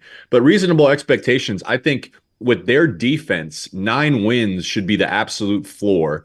And in the Big Ten Conference with the expanded playoff, you should feel that Michigan should be striving to get a playoff berth and make some noise. That's still one of, if not the best defenses in college football. That defensive line is, in my opinion, it's them in Ohio State, realistically, with the best defensive line in college football. They got the best corner in college football, the best interior defensive lineman. They have the best tight end. They have elite running backs with experience. And even though this O-line is completely revamped, the guys that they're relying on have played a ton of football, which is, a benefit of the fact Michigan blew out a ton of their opponents. So the question really, to me, the limiting factor is who's the quarterback? And how does that affect their offensive identity? And then also, can they stay healthy? Because depth was one of their biggest strengths in the past years. I think depth is a question mark at this point. And the other piece of this is that schedule is so much harder. I mean, we were, the national media was ripping on Michigan for not playing a tough opponent until Penn State. Well, now you got Texas, you got USC. Like the schedule's so much harder. You're going to need to rely on your depth sooner in the season. We're not immune down in the SEC to scandal. when it comes to football. Say it. But I'm gonna let you comment on what Gene Smith. He's outgoing, by the way. He's leaving his job, so he's not gonna be around to back these up. But Columbus Post-Dispatch asked him on his way out, the AD at Ohio State, do you think Michigan's wins after the sign stealing scandal deserves an asterisk? He says, quote, "Of course I do." How big of a story does that continue to be up there in the Big Ten, on the Big Ten network, or is this something that's just an outgoing AD from a rival making a comment? Look, I would be more worried if Gene Smith said it didn't say that. You know what I mean? That's it'll always be a story. Seriously, that's the way this rivalry works. I grew up in Columbus, Ohio. I've seen both sides of the rivalry. This is what you do in rivalries, and this is also what makes college football great. Is like, it's an organic passion. It's, I'm proud to have my Michigan degree, as our Ohio State alum. It becomes part of your family. You condition your children from an early age to be a Buckeye fan or a Michigan fan or whatever. So it's always going to be a conversation. You ask 100 Buckeyes, they're gonna say yes, there should be an asterisk. You ask 100 Michigan alum, they'll say not a big deal. We're moving on. And then you ask 100 people outside of the program, and you're probably somewhere about 50-50 as well. At this point, I think the next step will be is what the NCAA does and how harsh that punishment is, what they uncover in their investigation. That'll help dictate how this thing gets remembered in history. Jake Butt is with us, the former Michigan tight end, at JBooty88 on Twitter is where you follow him, and you see him now on the Big Ten Network. When I look at USC coming to the Big Ten, it's hard for me to figure out where they belong. I mean, this is a traditional power, you know that. They've had a style of play under Lincoln Riley that's a unique style of play. Yet they just seem stuck on an island out there. Like, where? I don't even know how you would quantify this. I know it could be a tough question. Where does USC belong in the Big Ten? What do they look like in the Big Ten? They belong in that competitor bubble of teams that can compete for a conference title. And their identity was really great offense. And I don't even know, I feel it was some of the worst defense. When I watched their film last year, I could not believe what I was seeing. Like, from an assignment standpoint, discipline, tackling, it was certainly not good enough. So when you're in the Big Ten, you say, okay, you got to play defense, right? Like, in what I know with Lincoln Riley is Miller Moss is probably going to be a Heisman candidate this year, because everyone that's played quarterback for Lincoln Riley becomes a Heisman candidate. They're going to put up 30, 40 points a game. That's the way Lincoln Riley is, as a play caller. But the difference to me is they got a brand new defensive coordinator, D'Anton Lynn, who came right across town from UCLA. And UCLA is kind of a forgotten program on a national scale last year. Their defense was significantly improved, extremely disruptive, and actually really respectable under D'Anton Lynn's leadership. Well, now he's the defensive coordinator at USC. Getting the right coaches in the building is so key for your success, maybe even more key than having the most talented players. I expect that defense to be significantly improved with D'Anton Lynn this year, and the offense is going to be what the offense always is under Lincoln Riley. So that's an extremely dangerous team, maybe the biggest sleeper team in the conference, because your opinion is a common opinion about USC, where it's like, man, I don't know how to measure them. If the defense can be in that top third or top fourth of the conference, that is a championship contending team.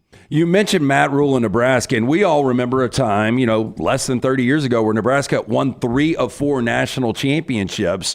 They've got 7 straight losing seasons going. They haven't won 10 games in 12 seasons, and it's been 25 years since they won a conference title. Where does Matt Rule have this program, and do you expect them to finally have a winning season this year? I feel he's got this the gas tank is full. It just the question is what's the engine? Is it a V6? Is it a V8? How quick can they get this thing going when he puts his foot on the gas? Because Matt Rule has a history. It was year 2 that he turned around Baylor. It was year 2 that he turned around Temple. Now it's year 2 here in Nebraska. And last year, I think what's so frustrating for Nebraska fans is it's like they didn't. Other teams didn't necessarily beat Nebraska. Nebraska beat themselves. And that's been the story for going on 5-6 years now, where they're one of the worst teams in college football in turnovers, in turnover margin, mental errors. Football is hard enough when you do everything right. It's even harder when you're beating yourselves.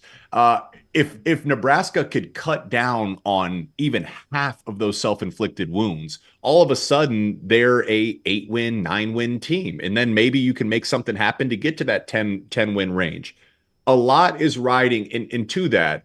I think what's exciting is they got Dylan Raiola, the 5-star freshman at quarterback. A lot is on his shoulders. They should be extremely excited. He's likely going to be the starter. And yet, their biggest thing they need to do is avoid the mistakes and the turnovers, and you're going to be counting on a true freshman to lead you there. That therein lies the mystery to me. I love Tony White, their defensive coordinator. I think that defense will be phenomenal once again this year. They got a bunch of young talent, return a ton across the offensive line. How good and how quickly can Dylan Raiola, get good this fall? Were you surprised, like me, that no quarterback left Ohio State in the final portal? Because Will Howard is the transfer that everyone thinks will start. Devin Brown was back. I thought he was pretty good. Aaron Nolan was the 5-star recruit you got, and then they get Alabama's 5-star recruit in Julian Sayin in the portal, the first portal. Nobody left. Are you surprised that nobody left? Yeah, absolutely, especially in today. I'm sure a couple of those guys' phone was certainly ringing. Now, you talk about the young guys and Aaron Nolan and Julian Sayin, and they seem to love Julian Sayin down there. He didn't look great in the spring game, but all the buzz around spring ball is that dude is going to be competing for the starting role. Devin Brown was interesting because he's a throwback player in the sense he won't go away. He's excited to compete. I mean, even going back to like January, when you listen to some of these guys' press conferences, Devin Brown said, I'm not running from competition. I want to compete for the starting role. And he's the dark horse because it seems like you'll either go with a veteran in Will Howard or go with the young guy in Julian Sayin. It seems like those are the two names. And Devin Brown, it's like, where does he fit in? So obviously there's more time for these guys to hit the transfer portal and change their mind. But I think that's more of a product of this is an open competition right now, and all those guys feel they have a chance to, seize the starting role. He is Jake Butt, JBooty88. It's where you follow him on Twitter. You see him on the Big Ten Network. Jake, we appreciate the time, man. Take care up there in Chicago. No doubt. Hey, I might have to get a tee time. You guys might have just convinced me. It's a beautiful day here in Chicago. What's the high today? What's the high? I think it's like 70, low 70s, which is perfect. Warmer there than it is here today. That's weird. High 69 here today, but it's raining. It's raining all day today. Okay. Yes. No golf here today. I'll hit the course for you guys then since it's raining down there. Appreciate you having me on. All right. Thanks, Jake. Good talking with you. Jake Butt with us on the JohnstonRVCenter.com hotline. Speaking of great golf, man, we've got a new group that has joined us here, our friends at the Inverness Country Club. Well, one of my favorite courses to jump out and play every now and then. Yeah, you guys played it just a couple of weeks ago, right? We did. It was in fantastic shape. Fast, good greens. The greens are terrific. It is, to me, a hidden gem of a country club, and we know we've got a lot of friends that are members out there. Find your sense of community at Inverness Country Club. They've got memberships that fit everyone. Social memberships, including a resort-style pool complex, full-service cabana and bar, live music on Friday nights, Sunday brunch, that golf membership, a beautiful course that you guys just played. Currently, they're expanding the driving range. And, hey, question here, do you travel for work or pleasure? Brown, you would love this. Ask about the Heritage Plus option, where you have access to courses at 37 other clubs around the country. Inverness Country Club, great place to meet others in the community. Maybe you've relocated to retired. Inverness, a great place to network, and childcare also a big plus. You and your wife, you want a day playing golf or tennis? Guess what? You can drop the kid and have your day on the court or the course. Dinner with friends, knowing your kid is safe on site, massive plus.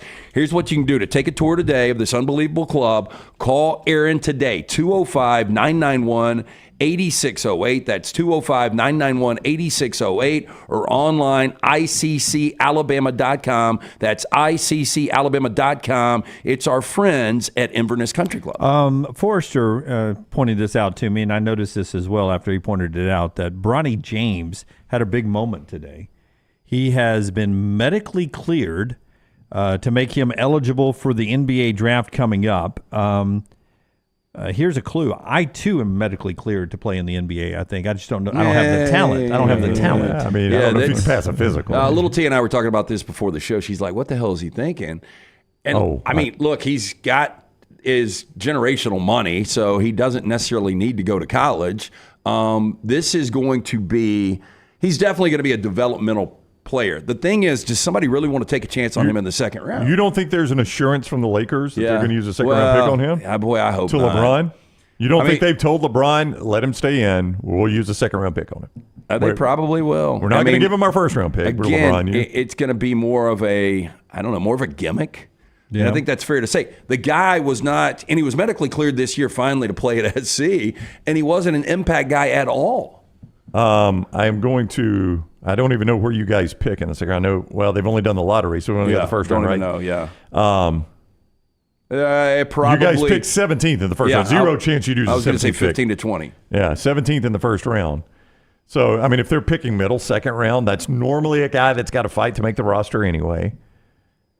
I mean, it's close to pick 50. Yeah, I mean, I could see where the Lakers assured LeBron.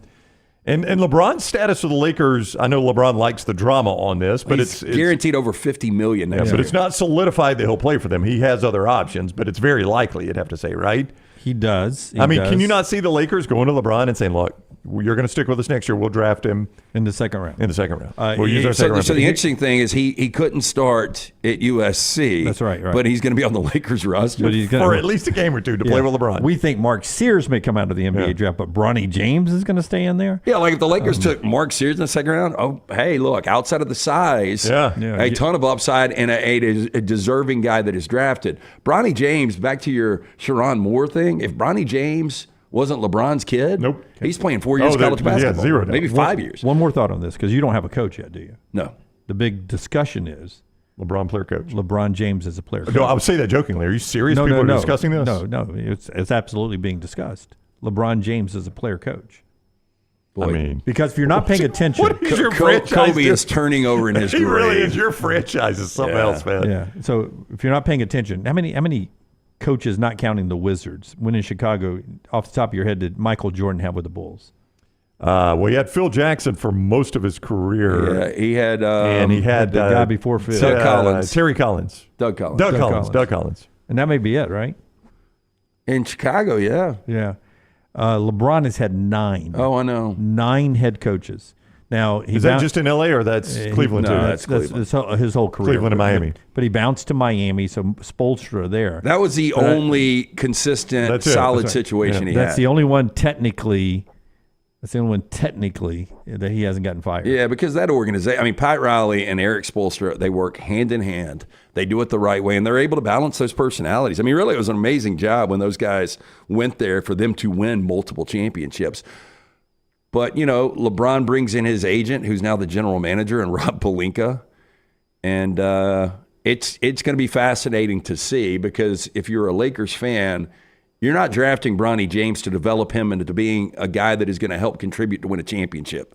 It's against the rules. Volfan 205 points out. To be a player coach? Yeah, we'll see. Pete Rose in Major League Baseball, last one I remember doing it anywhere. Oh, it's a terrible idea. I mean, love to see him in his uniform. Late 80.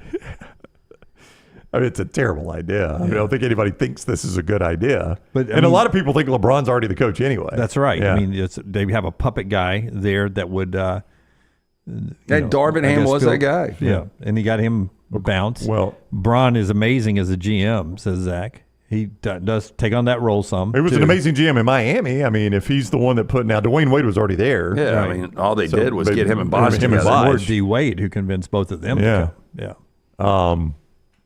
I can't say he was a great GM in Cleveland. They never had anything around him in Cleveland. He carried a bunch of stiffs to the NBA Finals. Jokic was big again last night, 35. Nuggets tied that series 2-2. Only the 8th time in NBA history that the first 4 games of the series been won by the visiting team. Yeah, it is. It was fascinating because when the T-Wolves took a 2-0 lead in Denver, nobody gave the Nuggets a chance. Yeah. And the Nuggets come back in and flex. And, as good as Anthony Edwards was with 44 points, you're starting to see teammates kind of stand around and watch him do his thing. and it didn't matter. I mean, the Nuggets last night were fantastic. And that end of the first half sequence is one of the craziest. And they scored 8 points in 20 seconds. Yeah. I don't know if you guys were watching it live. It was crazy. Jamal Murray. Yeah, this is the best part right here when he turns and listens to Kevin Harlan make the call. Yeah, right in Kevin Harlan. Kevin Harlan stands up just a little bit. I love me some Kevin Harlan, by the way. This sounds very college and even very high school, but they said during the broadcast that Mike Malone, after Game 2, got his video team to do a supercut of all the talking heads saying this thing's over. And showed it to his team, and that's what has turned this series. Did Lance make it in that one? I don't think I did. No, I'm sure Stephen A. Smith did because he said they were going to get swept. No, it was all the talking heads that were saying this thing is over, from the Stephen A's to everybody on down. And Mike Malone himself apparently went to his video crew and said, do this for me. And apparently when they showed it to the Nuggets team, it pissed them off, and they're playing different basketball now. When we come back, a pretty interesting proposition that a lot of coaches saying is the future of college football. I'll tell you what that is. Plus, LT has 4 downs and a lot more. LT also has the best hair on the set. Brown's working on his. I'm chasing him, though, Jim. Brown's working on his. Right now, silver medalist is Brown. Dr. B is the reason why LT lifts the gold medal in hair. He is the absolute best in the business. Again, when I started to thin out, we started this venture almost 3 years ago. Asked around, Dr. Beckenstein is the name. Everyone said, you got to go see this guy. Went, got the consultation, started the treatment. My hair has more than doubled in thickness since that moment. Write this number down, 205-319-0316. That's 205-319-0316. Call that number. Get that consultation scheduled today. Tell them the Next Round sent you. For more than 20 years, women and men have turned to Dr. B for a range of cosmetic and reconstructive procedures. He will use that experience, his advanced training and genetic testing to help his patients fully understand the procedures they are considering. T3hair.net for more information, or 205-319-0316. Follow Dunaway on Twitter and Instagram at Jim Dunaway. Stop by the New York Butcher Shop and pick up the finest in certified Angus prime beef steaks and burgers, premium pork chops, ribs, and all-natural chicken cut to order just for you. Their chef-prepared entrees and side dishes are the perfect dinner-to-go choice for your family and are ready to heat at home. With a great selection of fine wines and desserts, the New York Butcher Shop is your one-stop dinner shop. 2 locations to serve you, Cahaba Heights and on Highway 119 in Greystone. The New York Butcher Shop. Rare quality, well-done service.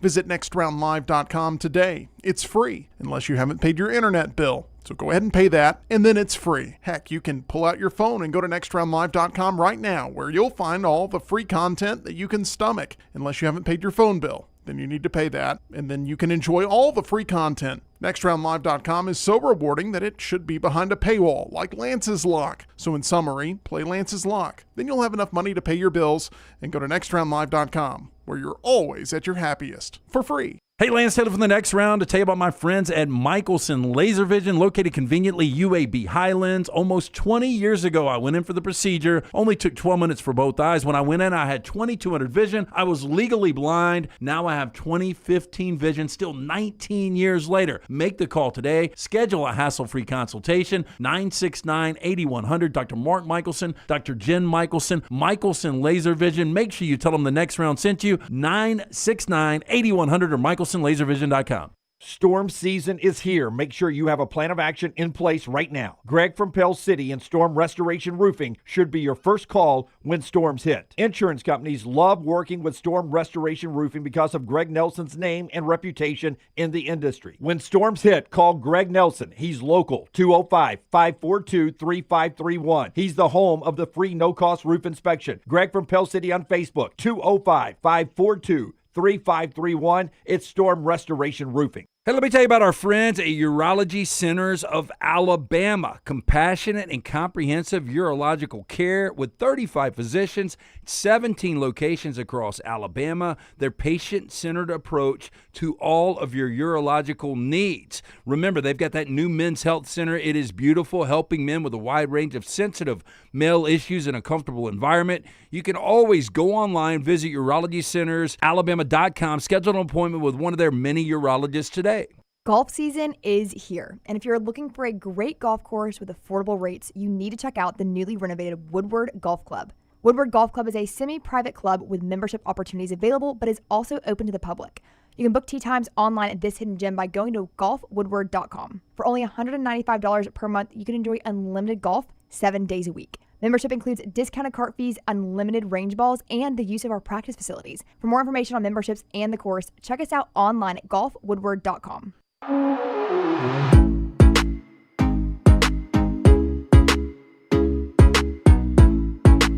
Stallions win. They've won 14 straight games in the USFL, now into the UFL. They've clinched a spot in the USFL side of the bracket championship game, so they'll need one playoff game win to make it back to the championship game to try to be a 3-time champion since they came back in the spring. You can see the next to last home game of the regular season this Saturday night, 7 o'clock, as Houston, the Roughnecks, come to town to take on Birmingham down at Protective Stadium. Tickets available for you at theufl.com. Theufl.com. Team's really, really good again, 7-0, and coming off of the biggest win in the new version of the Birmingham Stallions spring history. Their toughest contest against St. Louis, they won it 30-26. You can be part of the great fun again on Saturday night, 7 o'clock, Protective Stadium, theufl.com. Brownie. You think Skip Holtz, like I've said before, A.J. McCarron, greatest spring quarterback of all time. Do you think Skip Holtz might be the biggest winner of this iteration of spring football, though? Now, I say that. I don't know what he's going to do with this, but I don't know anybody that's changed their image more than Skip has. Yeah, I think we've talked about it several times, right? But the biggest winner, I would say. I just wonder if anybody's taking note, though. I know. Well, this weekend was a little different because it was such a big game. It was Maine Fox and ESPN Sports Center, since they're a part of it now with the XFL coming in to be part of the UFL.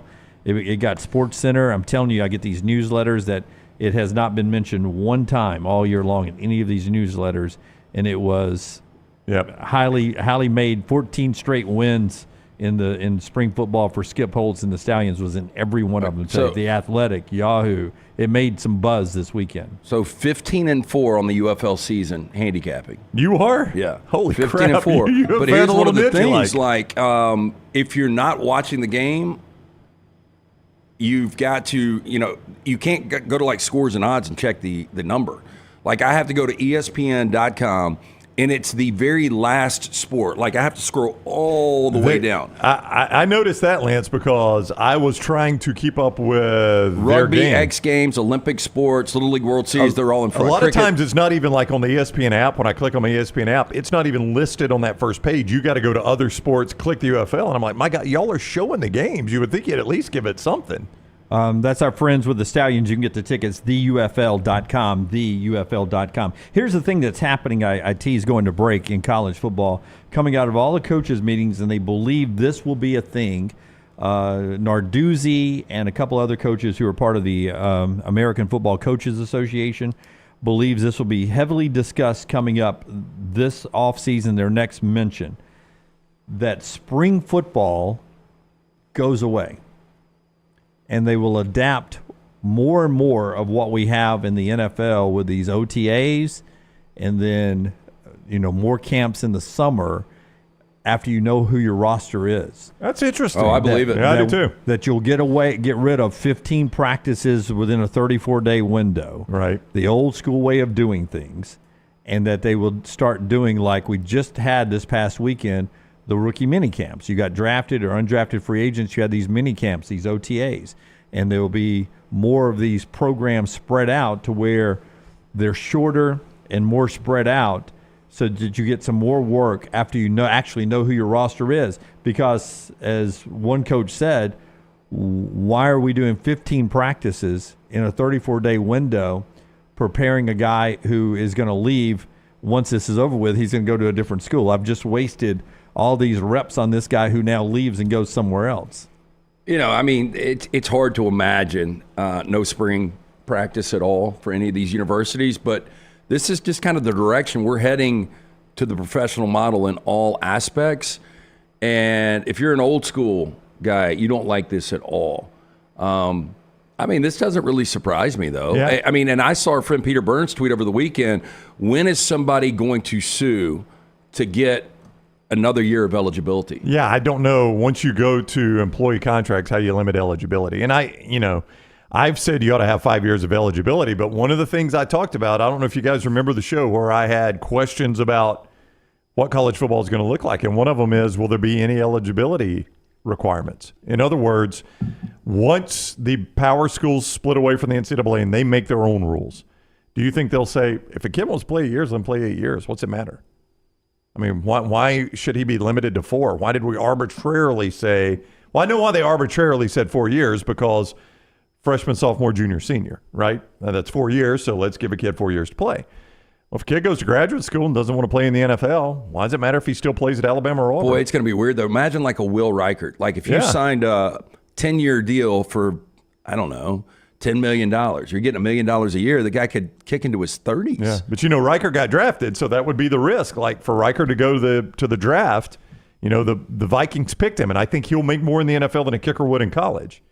But, if you're a marginal player that's not going to play in the NFL and you want to play 8 years in college, why do I care, right? I mean, I know some people get upset about it because it's not the way it's always been done, but why would it bother me? Why would it bother me that a good college player is playing 8 years? I get to see more of him play rather than his career end. It's just weird.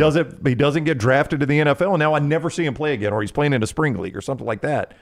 I want to see the kid keep playing. I mean, give me. Do you want Grayson McCall, who is now transferred to NC State? Okay. And I think he played a 4-year starter at Coastal Carolina, so now he's in year 5 or 6. I don't know.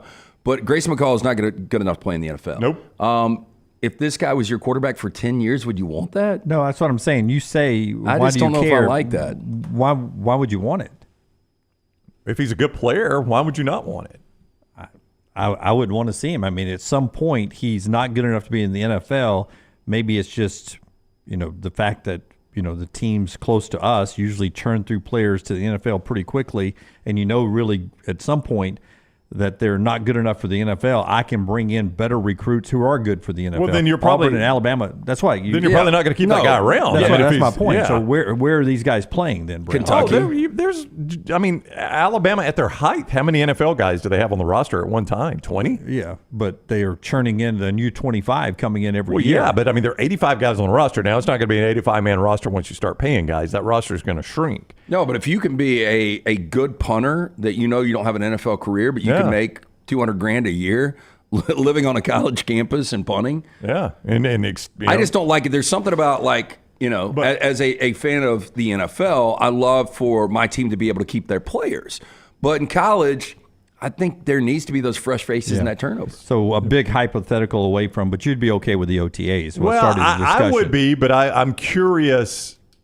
Does this help or hurt the schedule that is wearing these coaches out now in college football? Do you think this helps it or hurts it? It would help it, according to the Football Coaches Association, that they would schedule these brief moments of camp, and it would be part of reworking the contract, the calendar, where you also have dead periods built in. You can't do this, you can't do that. Here's one signing day, one big portal time. It'd be all structured out more like the NFL. I mean, if that helps, I'm 100% fine with it. Spring football doesn't really do a whole lot for me. I know we talk about it on the show, and the spring games come on. I don't ever watch a spring game. It's really no appeal to me.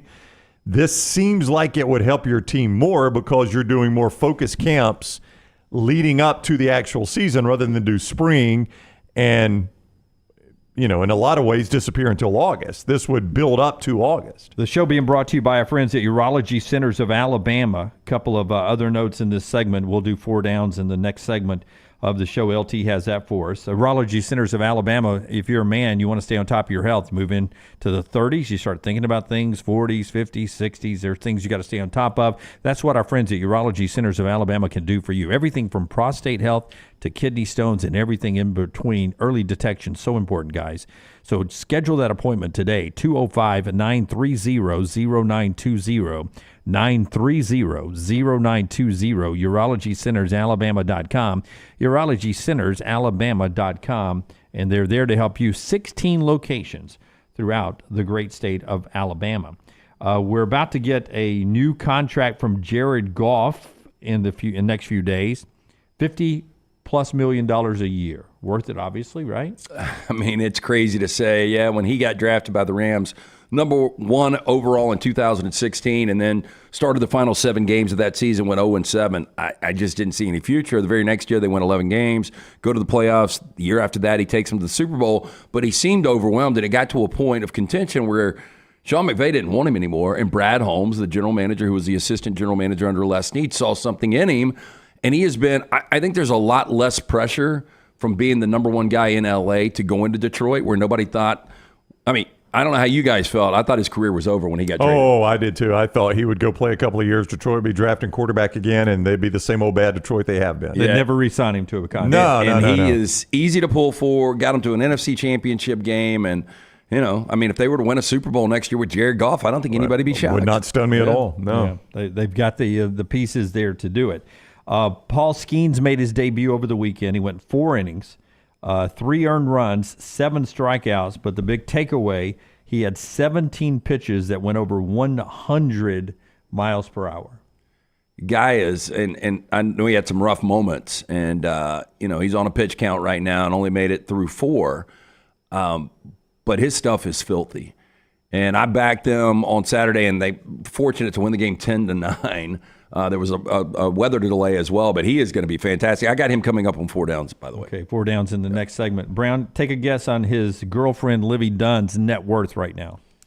I would go Livy Dunn, $15 million. I would go $4 million. $6 million is the number there. I went a little high. Just finished college at LSU. How well are they living? He got a $9.5 million signing bonus. They're 21 years old and just living life. But you know what? You know what surprised me? Like this day and age in major professional sports, he gets called up. They go to the airport and their flight gets canceled. Did you see this? He and Livy Dunn. I did not. Has to drive 6 hours to get to Pittsburgh just to make it start. I'm like, the Pirates don't have access to a private jet. Like he couldn't call and say, hey, look, I tried to fly commercial. I start for you guys Saturday. I'm at the airport and I'm about to have to rent a car and drive. Like you would think the Pirates say, stay right there. We're sending the jet. I mean, if it was an Alabama quarterback, they would. I know. Yeah. That's what blew me away. He may have been the guy that didn't call. It'd be a great road trip, a better story later on in life. My first start, I had to drive 6 hours to get there. Braves' Austin Riley, friend of the show, left the game last night, right side injury. They're going to take it easy with him. Tightness. He's hitting .245, 3 home runs, 18 RBIs for the year. Shohei has back spasms right now, and he rested again for the Dodgers. Cubs in town for those local Cub fans in Atlanta tonight, 6:20. Emily Grace McWhorter and Josh Ush. They've got a new Pennant Grace. They'll be recording today at 12 noon. It'll drop for you later tonight. Coming off the Mets series where the Braves won 2 or 3. Taylor's trying to pull in some new questions for a mailbag. Her new Uncorked will be popping out. You can get that on our platform as well at Next Round Live for Uncorked at Disrupt the Media there for the Pennant Grace. Braves fans would love the Pennant Grace. Uncorked, everything that is going on in Taylor's head. Always interesting. And then our pop culture show live every day at 2 o'clock Central, The Meltdown. Melton and Lunsford and Tyler and Rockstar and some guests roll in there. That all happens at 2 o'clock Monday through Friday. That is The Meltdown. You got Roll Tide Pods, War Damn Pods, and all that. Disrupt the Media and at Next Round Live, go like and subscribe there. When we come back, 4 downs, it is a major week in golf. A quick note on that after LT tells us about Gutter Cap.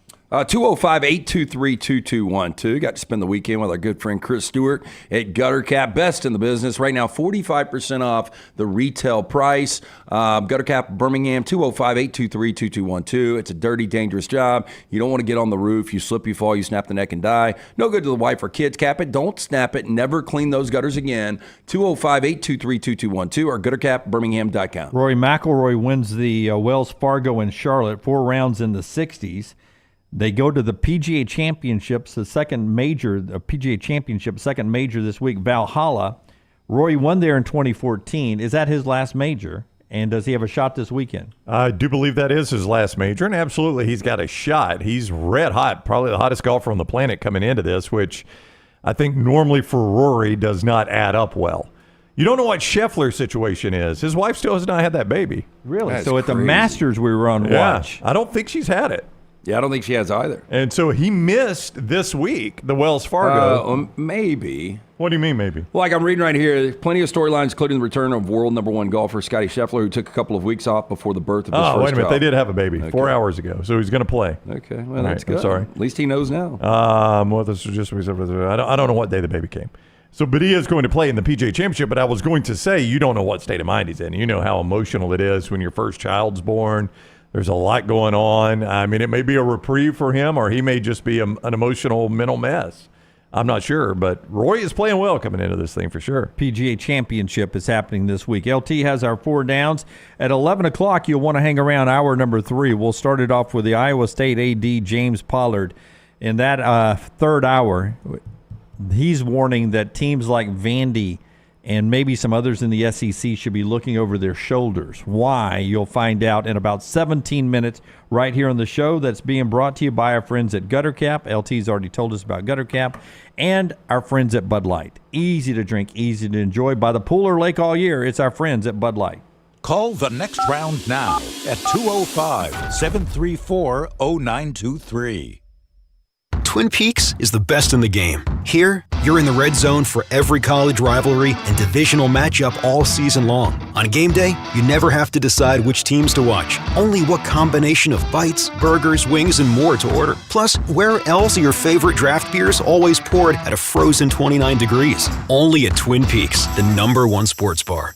Stick around after the sun sets. Twin Peaks is open really late. Wind down with bourbon and late night bites. Only at Twin Peaks. This hour of The Next Round is presented by the Birmingham Racecourse Casino, now featuring 7 days of giveaways with your chance to win a share of up to $125,000. The more you visit the Birmingham Racecourse Casino, the more chances you have to win. Take TNR on the go with a podcast built for your satisfaction. Miss Hour 1? Find it in podcast form. Miss Hour 2? Stream it now. Miss Hour 3? Download it for later. Miss Hour 4? Well, just know it's never coming back. Listen to TNR wherever you find podcasts. Hey, Lance Taylor from the next round to tell you about my friends at Michelson Laser Vision, located conveniently UAB Highlands. Almost 20 years ago, I went in for the procedure. Only took 12 minutes for both eyes. When I went in, I had 20/200 vision. I was legally blind. Now I have 20/15 vision, still 19 years later. Make the call today. Schedule a hassle-free consultation. 969-8100. Dr. Mark Michelson, Dr. Jen Michelson, Michelson Laser Vision. Make sure you tell them the next round sent you. 969-8100 or MichelsonLaserVision.com. Every day, someone is ridiculed and mocked for the clothing they chose to wear. It's a harsh reality we all must face. But you have the chance to change all of that with one visit to nextround.store. For just a few minutes of browsing, you will observe so many clothing options, from hats to hoodies to t-shirts. Please, for yourself or someone you love, go to nextround.store and embrace the warmth of true attire. Let's face it, a home is one of the most powerful assets you can have, and our friends at Mortgage Right want to help you build wealth through home ownership. Mortgage Right is all about providing competitive rates, a variety of loan products, and a multitude of resources for a seamless home buying experience. They treat their borrowers like family and are always looking to bring more happy homeowners under their roof. See more by visiting mortgageright.com/TNR today and start living. That's mortgageright.com/TNR. NMLS 2239, Equal Housing Lender. Storm season is here. Make sure you have a plan of action in place right now. Greg from Pell City and Storm Restoration Roofing should be your first call when storms hit. Insurance companies love working with Storm Restoration Roofing because of Greg Nelson's name and reputation in the industry. When storms hit, call Greg Nelson. He's local, 205-542-3531. He's the home of the free no-cost roof inspection. Greg from Pell City on Facebook, 205-542-3531. It's Storm Restoration Roofing.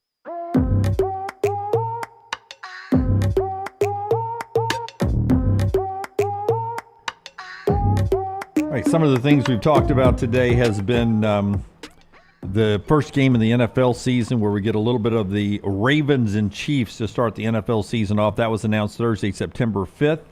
We'll get the full schedule from the NFL coming up on Wednesday.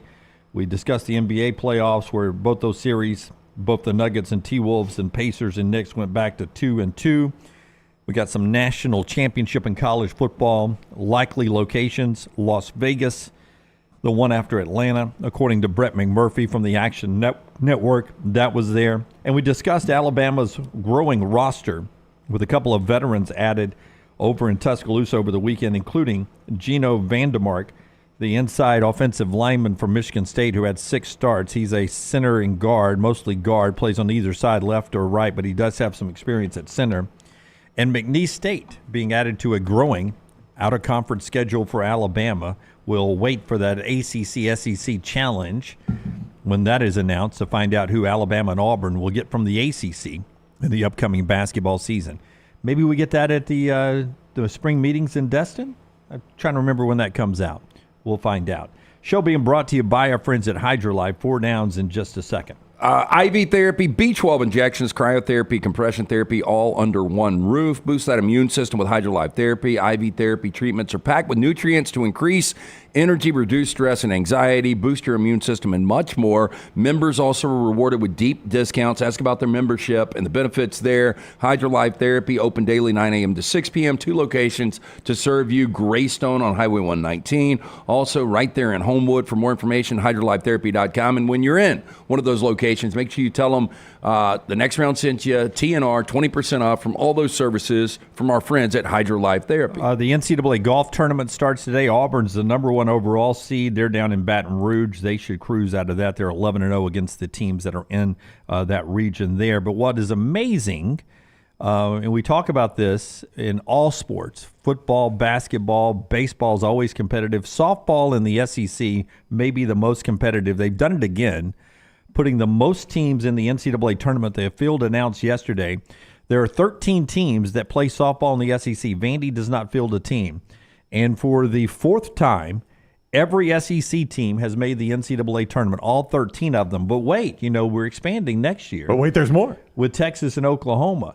Texas and Oklahoma coming into the SEC with softball, all 13 SEC teams in.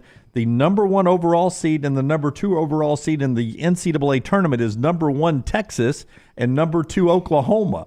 They're the number 1 and number 2 overall seeds, and they're coming into this league that's already got 13 in. It's insane. And so right now in the Big 12, Oklahoma State is also like a top 5 team, right? They're a top 5 team. And Texas and Oklahoma State actually beat Oklahoma in series this year. Yeah, and I thought it was the Pac-12 that dominated softball. Now, we don't have a Pac-12 after this one. It's shifted a little bit to Oklahoma. They've won 3 in a row trying for a 4-peat this year. I said numerous times when all this started happening that we focus on football so much, but there are other sports that will make more competitive when Texas and Oklahoma come, more so than football. I mean, it makes football more competitive, don't get me wrong. Yeah.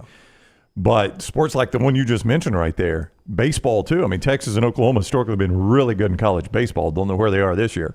You mentioned golf. Texas and Oklahoma, pretty good golf programs too. They've put a lot of guys on the PGA Tour. I mean, they're across the board. Texas and Oklahoma come to the SEC affects a ton of sports. Yeah, 19 straight hosts for Alabama. They're a 14 seed. Clemson, Southeast Louisiana, and USC Upstate in their regional. That starts on Friday. Auburn is in the Florida State regional. They get UCF on Friday. Chattanooga is part of that regional as well. That's a pretty stacked field from the SEC. Stacked for 4 downs every day, brought to you by our friends at Slice LT. Great place to get into. Talked to our buddy Michael Spisto. He picked up Slice over the weekend. He wanted to give a shout out to those guys. 5 locations for you. The original in Lakeview, Vestavia, Montevallo, Crestline Park, now Edgewood. Get in and see the Bajalia brothers. Tell them the next round sent you. Local pizza, local ingredients. Get a slice and a salad today for lunch. 5 locations. For more information, slicebirmingham.com. First down. More wins this year. Paul Skeens with the Pittsburgh Pirates or Auburn football? So Skeens basically, now they're going to shut him down at some point, aren't they? Didn't you tell me that, Dunaway, that they are limiting his They're innings? limiting his pitch. They didn't talk about shutting him down. They limited his pitch count in games. I'm guessing do he overall. gets 15 to 20 starts. Did not get the win this past weekend. So he's 1 down. It's going to be close. Yeah. I think Auburn gets to 9, 8, and I bet Skeens is at 7. Yeah. I'm gonna stick with Auburn 1 more than Skeens. I'll lean Auburn. Don't feel great about it. Yeah. Well, if he gets 15 starts, how many of those are going to get a decision for him? 12? Well, it 10, depends 12? again on he couldn't even get to the 5th on his pitch count. He got into the 5th, didn't get an out. Did not register an out in the 5th. I don't know. I don't know what they're going to do with it. Yeah. And then I'm still betting that they shut him down just out of precautions with some short, arm tightness or something. First season, a lot longer than a college season. Yeah, if he has 9 or 10 wins this season. Oh, my gosh, look out. I'll take Auburn football. Yeah, I would too. Second down. Dennis Rodman, 63 years old today. 63? Darius Rucker, 58. Better career. Dennis Rodman, Darius Rucker. Dennis Rodman. Ooh, I don't know if I'd go that quick. I think Dennis so Rodman, yeah. I mean, Rucker. I think I'd go Dennis Rodman. Yeah. Rodman, part of the Bad Boys and part of the Bulls. That is correct, but he was a role player on both teams. He's a big role player for both teams, a starter for both teams. Still, but not the star by any stretch on either team. Best rebounder I've probably inch for inch best rebounder I've ever seen. Darius Rucker had one amazing album. That's it. Yeah. I mean, he's had a solid country career. It's not been great. I wouldn't call it even solid. Top end. He's still doing it. Yeah. I mean, but if he was to tour today, where would he play? They are. Tootie's touring right now. Yeah. But they're coming to Birmingham. is touring. Well, let's see where Darius Rucker plays. Iron City? They're coming. They're part of that show. They're part of that festival. It's going to be in Huntsville up in September. They're coming to Oak Mountain in the next couple months. Well, maybe that's it. You Maybe were a he's coming to Detroit Huntsville. fan. You're obviously a musician. I mean, who would you say? Dennis Rodman. Yeah, I would too. I mean, Rodman was he's also an iconic personality. He was. The different hair colors for the Bulls. Now, the problem with Darius on his solo career is he's still most known probably for his Wagon Wheel cover, right? Which nobody's ever covered that song, have they? No, a lot of people cover it. His concerts, the Dos Equis Pavilion in Dallas, Texas. That sounds like a big spot right there. Dos Equis. The Walmart Amphitheater in Rogers, Arkansas. Walmart, it's a big store. Those are just amphitheaters. Hollywood Casino Amphitheater in St. Louis, Missouri. So is Red Rocks, Jim. Red Rocks is just an amphitheater. Yep. Pine Knob Music Theater in Clarkston, Michigan. There they all are there. Okay. I'm going to stick with Rodman. Yeah, I am too. Third down. Okay, I know the immediate jump on this one. I'm going to need Lunsford to come on probably though. Morgan Wallen, 31 years old today. Robert Pattinson is 38. Better career. Pattinson is the one that plays Spider-Man? That's right. No. He plays Batman. Batman? And he's in Twilight. He was in Tenet. I think he has proved his range as an actor if you've seen The Lighthouse. Correct. I would take Pattinson. I mean, but Morgan Wallen is technically the biggest ticket in country music right now, right? Nissan Stadium 3 nights in a row sold it out. That's insane. Yeah. I tell you, his Pattinson. What else has he done other than those? Outline. What else has he done? Batman, Twilight, one of the biggest franchises ever in Twilight. Batman, it's a pretty big franchise. I've heard. He did The Lighthouse with Willem Dafoe. He's a great actor. I just don't know if Morgan's going to be here in 10 years. Yeah, you are very worried about his long term. I mean, health. just hearing some internal stories about. Yeah, he gets after it. He does, and there's there's nothing wrong with How that. old's Morgan? 31 today. 31 today. But What was different when the way he's acting at 31 than the way I was acting at 31? Or more so. He's got more what they call access. Yeah, he's got more access, and like at some point your budget ran out. Yeah, you can only take your debauchery so high. Yeah. He's limitless on his debauchery. And he's traveling a lot. That wears on your body, no matter how. Threw this one out in the car yesterday, and Maddie was like, "It's Morgan Wallen." Yeah. Oh, I think Morgan Wallen will end up with. I think it's Pattinson. I'll go Morgan Wallen. I think it's Morgan Wallen. I mean, imagine how big these. I mean, he's a guy like Taylor Swift that when he releases an album, it's 36 songs. Yeah, I mean, he's pumping out the content. Yeah, why would you just not make it 16 songs and save the next 16? Because he and Hardy will go have a 6-pack of beer, sit on the side of the lake, and write 36 more tomorrow. Yeah, and I think more going to be selling out stadiums for quite a while now. So I asked Dunaway last weekend in the Coke interview room on Greystone. I was like, do you think Riley Green works out more or writes more songs? He looks like he's in good shape. Yeah, he's in good shape. So I don't know if Riley writes his songs or not. I have no idea. I would guess. I know he works out. It's a mixture. Steve Powers was telling me he arm wrestled 4 guys in a row at the Floribama. Riley did. Yeah, and he walked away 4-0. No, he waited for the biggest guy, so this massive dude, and Riley broke his arm. He said you can find it on it's online. Whoa! Riley broke this guy's arm. It snapped right here, forearm. Because if you don't give, if you're holding right, and your bone Is that how it works? It's not. He didn't like snap it on the side of the table when he slammed him. It's you're holding the pressure so much. It goes Dave immediately. Drebecki, right? Yeah. No, I'd never heard that story though. I hadn't either. How long ago did this happen? I mean, I can't believe that's going within viral. the last few years. I mean, yeah, Steve said you can pull it online. Brody says Riley writes all of his songs. I mean, if he writes all his songs, he's going to do okay. Oh, he's going to kill it. Gary Lloyd, author, horrendous video of it. Oh, I don't want to watch it. I mean, I'm semi-intrigued, but also it makes me cringe to even think about it. First of all, the sound it has to make is crazy. No. Oh. Because they said you could hear Dave Drebecki's arm in the upper deck. Oh, Jim. I mean, I don't know if you could hear it in the Floribama, though. There's a lot of stuff going on. Could you hear it over Big Earl? No. There was only 11,200 at Candlestick that day. Fourth down. One of Dunaway's favorites, having a birthday today, Stevie Wonder, 74 years old. Entertainer, top 5 entertainer. Yep, all time. Yep. If I said Stevie Wonder or Steve Martin. Somebody Steve Martin for me. Yeah. Yep.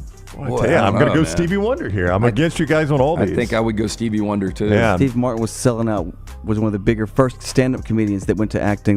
He's a best-selling author. He's an accomplished banjo player. I mean, he is everything. Yeah, but Stevie Wonder has sold us on him being blind without being blind. I know. True. He's 100% blind. I don't think so. He caught and that Stevie microphone. Wonder is an amazing drummer that most people don't know. Yeah. I love Stevie Wonder. I don't really love his music, but what he's been able to do all these years, I mean, his career has lasted 60s all the way. It was that's the like 60s, me saying, right?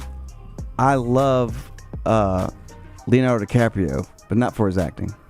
But give me Steve Martin's. He's going to be judged on his films. Fair or not, that's what people will judge him on this The discussion. Jerk. I mean, there's comedy. Okay, so real quick, though, comedies. Stevie Wonder, one of the best-selling music artists of all time, sells over 100 million records, has won 25 Grammys, an Academy Award, Yeah, so and he's got 9 kids. Okay, so Stevie Wonder's the way to go. Yeah. But don't go movies. Just go with. I mean, he created what's it called? Murders in the Building. Only Murders in the Building. Only Murders in the Building. He created that. Him It's and a Martin huge Short have been success. touring, and they're Well, I'm just nonstop telling you, success. he's going to be judged by that in a conversation like this. If you're comparing him to Stevie Wonder, you're going to judge him what's he done in the movies, and that's going to fall a little short for If Steve you Martin. like Only Murders in the Building, Bodkin is a new show. Almost started watching it last night. Yeah. But it's kind of, I mean, it's about podcasters. Do not watch. I mean, it was so good, but the way it ended, I can't tell you the way it ended. But the way it ended ruined the whole series. It's the Jeff Daniels. It's I on watched Netflix. first one. I thought the first one was okay. Are you talking about the new one where he's like Atlanta businessman? Yeah, Fallen Men Will Fall or something like that. It got terrible reviews, but I watched first one. First one was pretty entertaining. I enjoyed it all. Okay. Until the end. Until the last scene. How many episodes are there? I'm going to guess 6 or So 7. you watched 6 episodes, and the very last scene ruined all the previous maybe 5 episodes. 7, maybe 8. I mean, they were really That's good. wild. It was really good. And I then just terrible ending. hated. Did they come back for a season 2? Was There's it a no setup, way. or was that the No. end of it? No. Does it end as bad as Baby Reindeer? I did not watch Baby Reindeer, but I'm telling you, I love Jeff Daniels. That's his name, right? Correct. Loved him in Newsroom. Dumb and Dumber. Dumb and Dumber, but Newsroom, I like him. He's really good in those type of roles, and he was really good in this role too, even with a fake Southern accent. The ending may be the worst ending of all time. Wow. Oh, wow. Of all Big time. statement. So, do you think that's probably why the reviews were so bad? Because think not so. only critics, audience, I mean, both panned Yeah. it. Like I don't get mad at endings. I got mad. I hope said, Troy's "Are you not. kidding You see what me?" Troy's saying in the.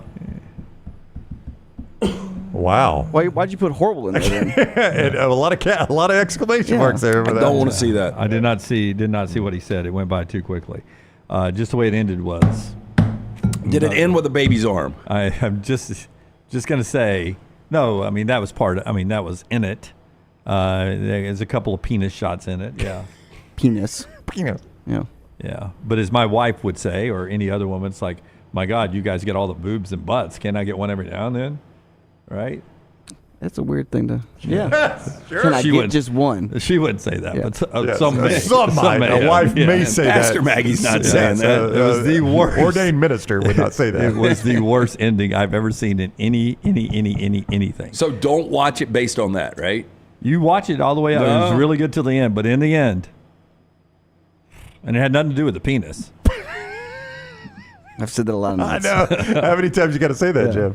Just the worst ending. Slice brought you that 4 downs. 5 great locations. Stop in. Jeff Pajaya, the late Jeff Pajaya, is the one that created this incredible concept. His brothers continue to celebrate his legacy. Get in, see Jason, Chris. Tell them the next round sent you. 5 locations from the Hot Mama to the Pajaya Special. You're going to love it. For more information, slicebirmingham.com. Our friends at Champy's Chicken bring you this final hour of the show every day, just past 11. That means Sterling has opened things up there. If you're looking for a big chicken leg, you can go down there, and they've got that, and also those 2 big breasts that I always love. Brined overnight, cooked to order. Mississippi Delta recipe tamales, hand-cut chicken fingers. Kids are out of school. You want a great place to eat that also happens to have chicken fingers that the kids will love. My son eats chicken fingers all the time. Best chicken fingers, he says, Champy's Chicken. Highway 119 in Alabaster. If you're heading down to or back from the beach all summer long, it's right off the Alabaster exit on I-65, within a mile. Just throw it in your GPS and find your way to Sterling's place. Champy's Chicken, Highway 119 in Alabaster. Follow Sean Lunsford on Twitter @JLuntz.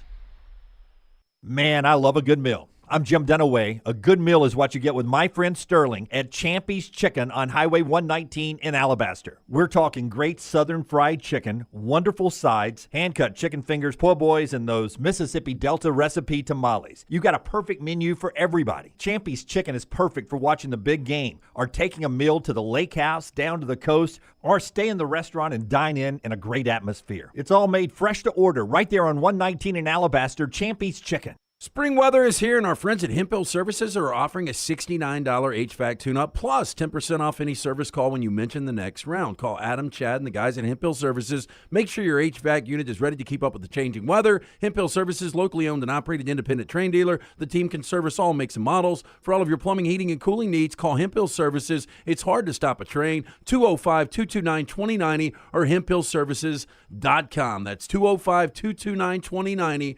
hemphillservices.com. When on YouTube, you constantly hear requests to please like and subscribe. Well, here at Disrupt Media, we aren't going to play that game. Those demands are frankly outdated. So we just want you to hit like or subscribe. It's like a choose-your-own-adventure novel. Pick a path, hit like, or hit subscribe. It's your call. We don't care which, just pick one. Or go to Roll Tide Pods and do it. Or War Damn Pods. Or the Disrupt Media YouTube channel. Or The Meltdown. Just make a decision and stick with it. Like or subscribe, the choice is yours. Birmingham, your Stallions take on former Crimson Tide quarterback A.J. McCarron and the St. Louis Battlehawks on Saturday, May 11th at 3 p.m. It's Braves Day. You get to meet Braves mascot Blooper and get a free custom baseball card. Enjoy the Fan Fest, on-field opportunities for the kids, and elite professional football. Tickets start at just $10. Buy yours today at theufl.com. With only 3 home games left this season, don't miss the chance to cheer on the unbeaten Stallions. Let's pack protective. Hey, you. Summer's here. Time to get hot. And at New Balance Birmingham, that's just what we got. For a summertime vibe, see what's inside. Come together at New Balance Birmingham on Highway 280, right next to Chick-fil-A. New Balance Birmingham, we got now. Golf season is here, and if you're looking for a great golf course with affordable rates, you need to check out the newly renovated Woodward Golf Club. Woodward Golf Club is a semi-private club with membership opportunities available, but is also open to the public. You can book tee times online at this hidden gem by going to golfwoodward.com. For only $195 per month, you can enjoy unlimited golf 7 days a week. Membership includes discounted cart fees, unlimited range balls, and the use of our practice facilities. For more information on memberships and the course, check us out online at golfwoodward.com. Jim Dunaway, Lance Taylor, Ryan Brown, and Rockstar. Live from the Birmingham Racecourse Casino Studios, the next round, presented by Bud Light, is on now. Back with you on the next round. LTD&B with you, 102 days away from the start of the college football season. 100 days on Wednesday when we're expecting to get a preview, a trailer of what the new EA Sports game will look like. the in-the-game features they'll have. The rumor has it Wednesday is when that's coming out. I think I saw some pricing. Have you seen the pricing on it? $69.90 is what I paid. I know, Tyler. Tell him what you told me this morning, man. Tyler, what'd you tell Rockstar this morning about the EA Sports college football game? So Scott let me know that there is a $150 edition of the game called the Heisman edition. That's what I saw, yeah. And that one might include just a bunch of in-game currency for you to use on your own team that you build in Dynasty mode or whatever. So you could have a little NIL action in that, something like that? I think it's $149.99, $150 for that Heisman edition. Yeah, that's what I saw earlier. You think most people will pay that? I don't know. I don't know if that appeals to me that much. It's not what I use. I just do the normal Dynasty mode. I never play against anyone else online or anything. It's just a passing of time for me. Hayes Fawcett says if they do not get the cover like this, they're doing it wrong because in the past it was always the best player, oftentimes a Heisman Trophy winner. So he thinks all the Heisman Trophy winners between the last game and this game should be on this one cover coming up. We saw the one that was released last week. They are saying there's two covers. The one from last week had current players, including Jalen Milroe of Alabama, walking out of the tunnel, returning to the field. I thought it was random that Donovan Edwards was on the cover. And then Quinshon Judkins, who has even played a snap at Ohio State's on the cover. Yeah, but those past Heisman winners, that's a good look on the cover there. Pay tribute to what's been. We'll see how many covers. I'd do it probably like they do the off-season magazines. I'd go regional covers. I mean, I guess you could. I haven't bought an edition of that since Joey Harrington was on the cover. So what was that? Early 2000s? I would buy one every year. Will you go with the $149.99, you think? I will not. It's not what I use it for. So you'll go with the normal. I just play against myself. Here's the deluxe edition that was released this past week. I like that. Returning to the field. Yeah. So random, though, with Edwards being the featured guy. I know they won the national championship. Yeah, they needed a Michigan guy. Who else are you going to do, I guess, huh? Yeah. All the rest of the guys were gone. Travis Hunter right there. You see Quinshon over there. Who's that? Who's the Georgia Bulldog? Can you tell? It was Beck, Carson Beck, I think, right? Yeah, Carson Beck. I see it there now. Yeah. Milroe in there. Quinn Ewers very prominent. Travis Hunter, best player in the game, some would say. Interesting with EA Sports College Football. Maybe we'll get a preview of that coming out Wednesday when it's 100 days. And that's also the day we start our 40 and 40 countdown, brought to you by our friends at MyBookie, mybookie.ag. I got an amazing quote from last week from the Iowa State Athletic Director, Jamie Pollard, after LT tells us about Hemp Hill. 205-229-2090. Adam, Chad, Andrew, the guys there. Trust the name. Birmingham has trusted since 1954 for all of your plumbing, heating, and cooling needs. Whether it's your home or business, they're ready to serve you. 205-229-2090. Hard to stop a train. For more information, hemphillservices.com. Okay, we talk about realignment all the time, how the SEC and the Big Ten keeps getting bigger. Rockstar, give me cut number 2. This is Iowa State Athletic Director Jamie Pollard. And he is painting a little different scenario than the way realignment has gone so far. Listen to the athletic director who's not part of the Big Ten or the SEC and see if you think this ever happens moving forward. Here is Jamie Pollard of Iowa State.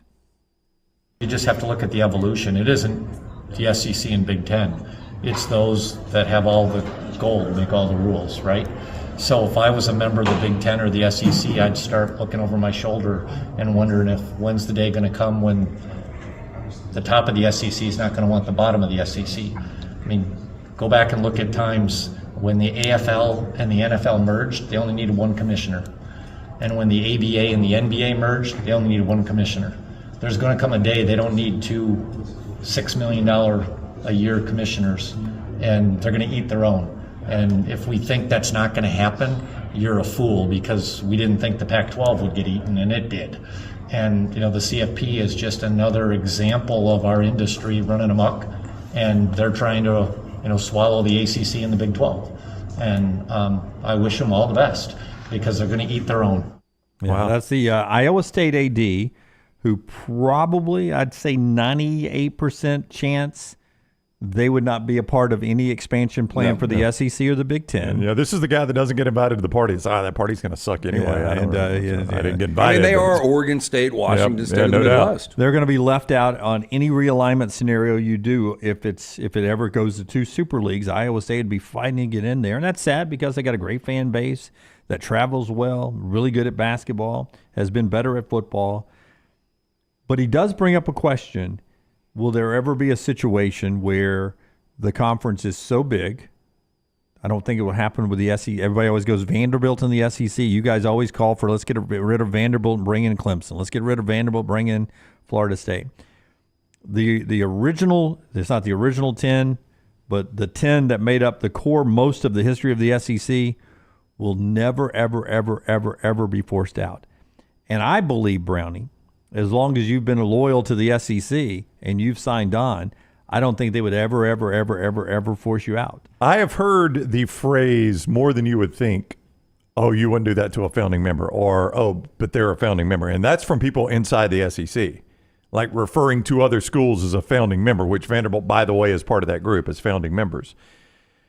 So founding members are frequently looked at differently than non-founding members like Texas A&M or Missouri or South Carolina or Arkansas, teams like that. So there is this attitude right now, but the further you get away from that founding, you wonder how much of that matters anymore, how much of it matters that you're a founding member, because don't forget, Georgia Tech was a founding member. University of the South, Swanee was a founding member. Tulane was a founding member. They're not there anymore. They chose to leave. They did. Yeah. They did, but let's don't pretend like a founding member has a lifetime contract. I mean, those teams are gone now. I mean, could there be a day where somebody within the SEC, maybe Greg Sankey's replacement, or maybe Greg Sankey sits down with Vanderbilt and says, all right, you guys have benefited a lot from being a part of this conference, more now than ever. You're going to have to start bringing more to the table in football. That's what pays the bills here. You got to try harder. And I know academics are an issue for you. We got to figure out a way around this. We appreciate having your academic record, and the conference doesn't really make us another dime. People like to, say, oh, you keep Vandy. I used to always hear that. Oh, you keep Vandy around for their academics. I'm like, who has ever paid a dime to the SEC because they had a good academic institution? I just don't understand how Vanderbilt can be look, I know it's numbers, but so good at baseball. They've been really good at basketball before, and they have never been good at football. Yeah.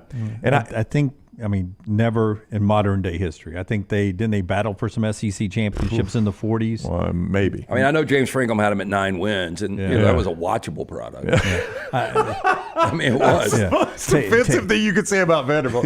They're watchable. They were watchable at their height of our lifetime. Imagine this: college athletics, when they become employees, become so expensive.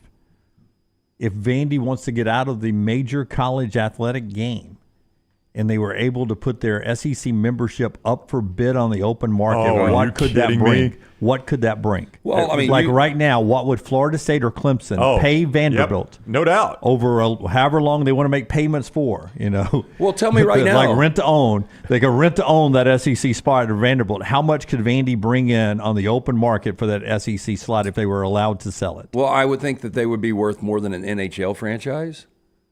Is that fair? That's interesting. Yeah. Let me see. You can look right now. I would say your most profitable franchise right now in the NHL. The Rangers? Probably the Rangers. Just because of the New York City? Yep. Anyway, I think that they would be worth $500 million to $1 billion, depending. Yeah, I think Florida State Clemson's branch would be worth more. But I think Vanderbilt, you might be able to get $500 million. All right. Well, it's the Leafs, by the way, $2.8 billion. I'd forgotten about the Leafs. They never win anything, but they're the most valuable team according to Forbes magazine. $2.8 billion for the Leafs. So who's Leafs? Like Calgary or? I'd have to. It's a Phoenix stupid slideshow. Yeah, they couldn't pay their bills. No, but I'm just wondering what that amount would be. It's still. Yeah. But I think Vandy, the billions. To your point, between $500 million and $1 billion, they could sell. If they were allowed to do it, you wouldn't be allowed to do it. But if you were allowed to do it, they could sell their membership. Who in the knows? SEC for that. Again, we might have ownership groups one day. Yeah, it's mind-boggling. But they've got a spot there forever. I wonder though if the Big Ten feels the same way about USC and Oregon and Washington and those guys. Well, the Vanderbilt comparison in the Big Ten would be Northwestern or Indiana.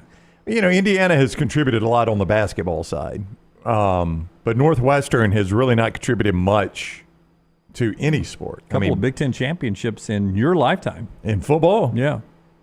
Went to the Rose Bowl twice. Did they win the Big Ten championship, or was that just a team got siphoned off somewhere else? I know the one year that they went with Musso's kid, they had won the Big Ten championship. Yeah, they won it a couple of times, I think, in your lifetime. But they haven't really contributed much. I mean, I'm 48. That's 2 out of 48. And basketball has done nothing at Northwestern. They're better now than they've ever been, but that's only barely making the NCAA tournament better now than they've ever been. One of the more amazing things was how relevant Stanford was at the Big Three. For so long, so good at football, basketball with Mike Montgomery, and then baseball really good. But what Northwestern brings, for what it is worth, is the largest TV market in the Big Ten. Until Rutgers came along, and that's if you consider Rutgers the New York market. USC now is the LA market, so that's technically bigger than Chicago. And that's the thing Nashville brings, is one of the largest TV markets in the SEC. I mean, Atlanta is a big market, and that's primarily Georgia.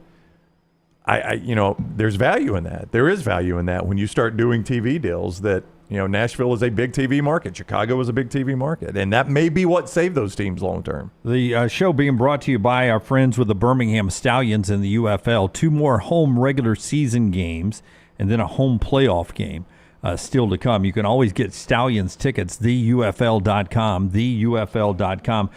This Saturday night, 7 o'clock, Houston's in town. Rough up the Roughnecks. Here they come to town, a chance for the Stallions to get their 15th straight win in a row and to go 8-0 on this season. 2-time defending champions, shooting for a three-peat. Go cheer Skip and the guys on.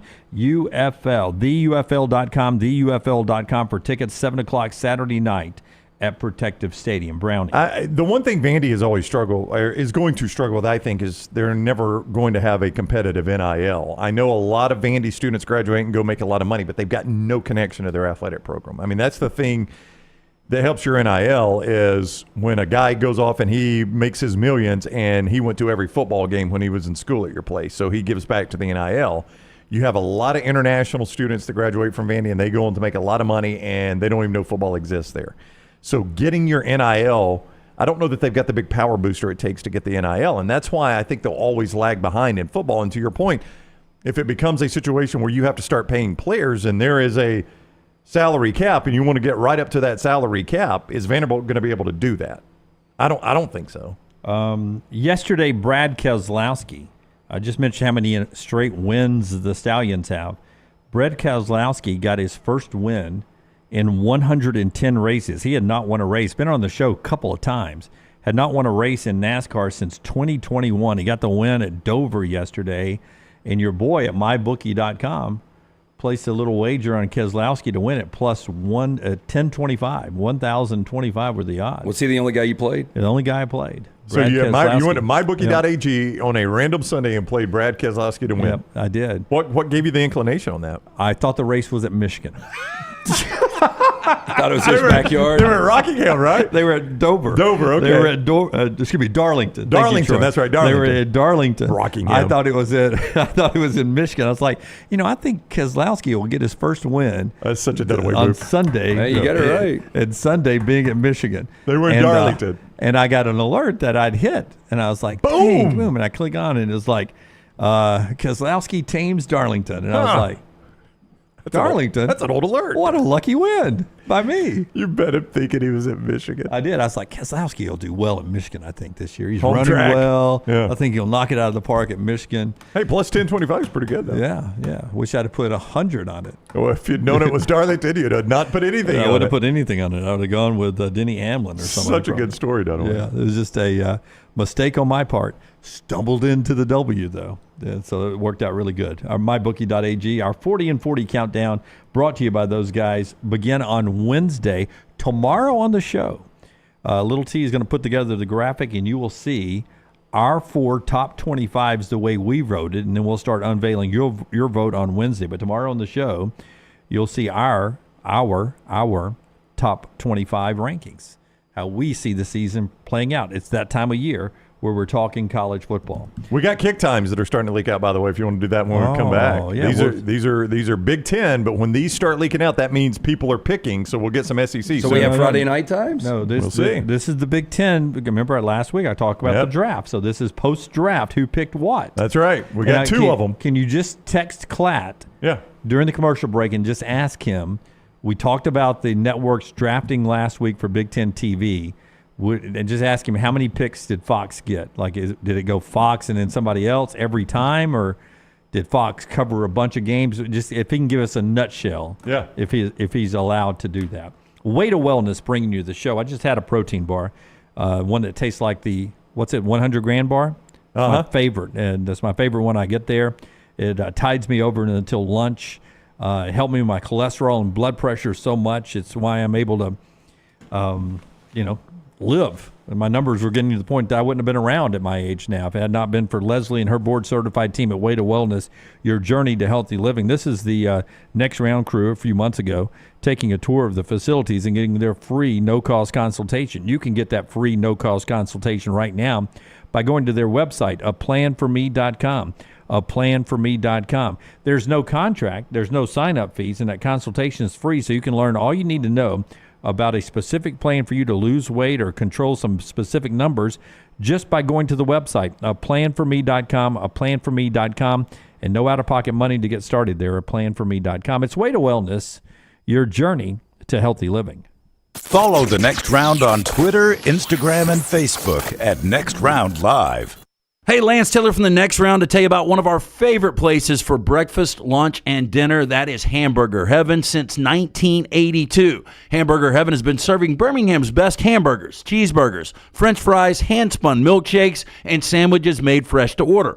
All of their ingredients are fresh and prepared daily. This includes their beef, always fresh, never frozen, hand-pattied each and every day. For breakfast, lunch, or dinner, visit any of the 4 locations, Highway 280, Irondale, Gardendale, and Homewood. Birmingham, your Stallions take on former Crimson Tide quarterback A.J. McCarron and the St. Louis Battlehawks on Saturday, May 11th at 3 p.m. It's Braves Day. You get to meet Braves mascot Blooper and get a free custom baseball card. Enjoy the Fan Fest, on-field opportunities for the kids, and elite professional football. Tickets start at just $10. Buy yours today at theufl.com. With only 3 home games left this season, don't miss the chance to cheer on the unbeaten Stallions. Let's pack protective. You could win a Cadillac CT5 or your share of $25,000 in free play and cash at Birmingham Racecourse Casino. The more you visit, the more chances you have to win. Play the latest, most exciting games around with fun bonuses and big jackpots. You can be a winner too. Come win your share during the Cadillac CT5 and $25,000 giveaway at Birmingham Racecourse Casino. Drawings April 5th and 6th. Located off I-459, exit 31, Derby Parkway. Must be 21 or older, must be present to win. If renting is putting a dent in your bank account, here's your sign from the universe that it's time to buy a new home. And who better to help you through the ins and outs of home buying than our friends at Mortgage Right. With Mortgage Right, you don't have to worry about becoming a short notice mortgage expert because they do all the heavy lifting for you. They're trusted mortgage professionals and they'll help you choose the right mortgage option and stand by your side every step of the way. Visit mortgageright.com/TNR to buy before renting runs you dry. That's mortgageright.com/TNR. NMLS 2239, Equal Housing Lender. Follow Next Round Live on Twitter, Instagram, Facebook, and YouTube. The social media team at Next Round Live is dedicated to giving you daily news conferences and practice video from UAB, Alabama, Auburn, and around college football. Follow and compare to the sites you used to visit. You'll also get the latest highlights and news from the Next Round Daily Show. Turn on the notifications so you don't miss a thing. Next Round Live on Twitter, Instagram, Facebook, and YouTube. See more at nextroundlive.com. There is no better place to watch your favorite sporting events and enjoy great food than one of the 3 great Birmingham locations of Walk-Ons. The TVs are everywhere with your favorite sports, and the menu is second to none. From the great appetizers like the waffle cheese fries to the Avery Island salad, handhelds like the all-new chicken bomber, bistro specialties with a special taste of the bayou, the amazing hand-patty burgers, the great po' boys, and the specialty drinks. Visit any of the 3 great Birmingham locations of Walk-Ons: Greystone, Stadium Trace and Hoover, and the brand new location in Trussville.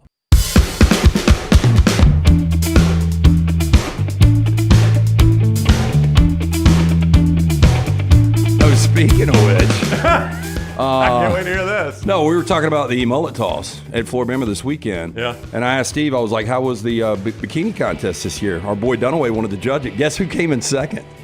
Oh, we know the person? Yeah. I don't even know how to guess this, Rockstar. It seems like a loaded question. Well, you know the person. It's not like you have a personal relationship. It was our, is it an employee at Floribama? Is that legal? Is that legal? I'll just tell you.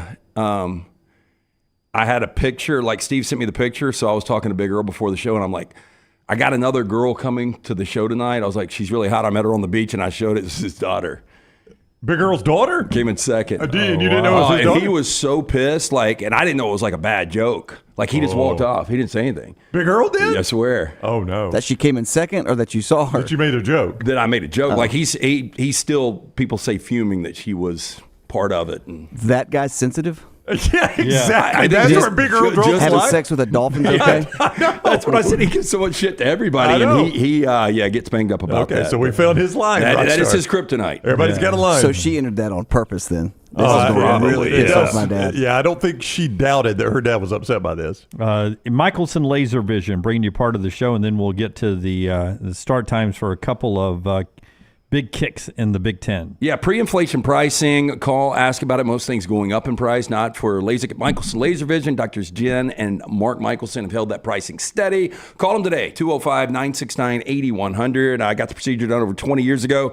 I've still got 2015 better vision than 2020. Make the phone call that I made. Ask for Amy. Ask about the pre-inflation pricing. Tell them the next round sent to 205-969-8100 or michelsonlaservision.com. So these are the first two NBC games in the Big Ten. Okay, so keep in mind now, NBC has the primetime Big Ten game. There's only a couple they're not doing this year. It's because of Notre Dame. I still think they'll have a primetime game there. These are your first two NBC primetime games. Yeah, on those Notre Dame nights, they'll get an afternoon game, and CBS will take primetime. Gotcha. They're first, and I'll just go ahead and alert you, these are not going to blow your socks off, but they are actual kick times, okay? So let me tamp down any holy crap, but this is what you're going to see on NBC primetime. Fresno State at Michigan, week 1. So Fresno State at Michigan off the board. Be a big upset, wouldn't it? It would be. There's not a ton left, by the way, in the Big Ten. That tells you that Fox is probably going outside the Big Ten week 1, Dunaway. I don't know. I mean, they're literally, once you take that game off the board.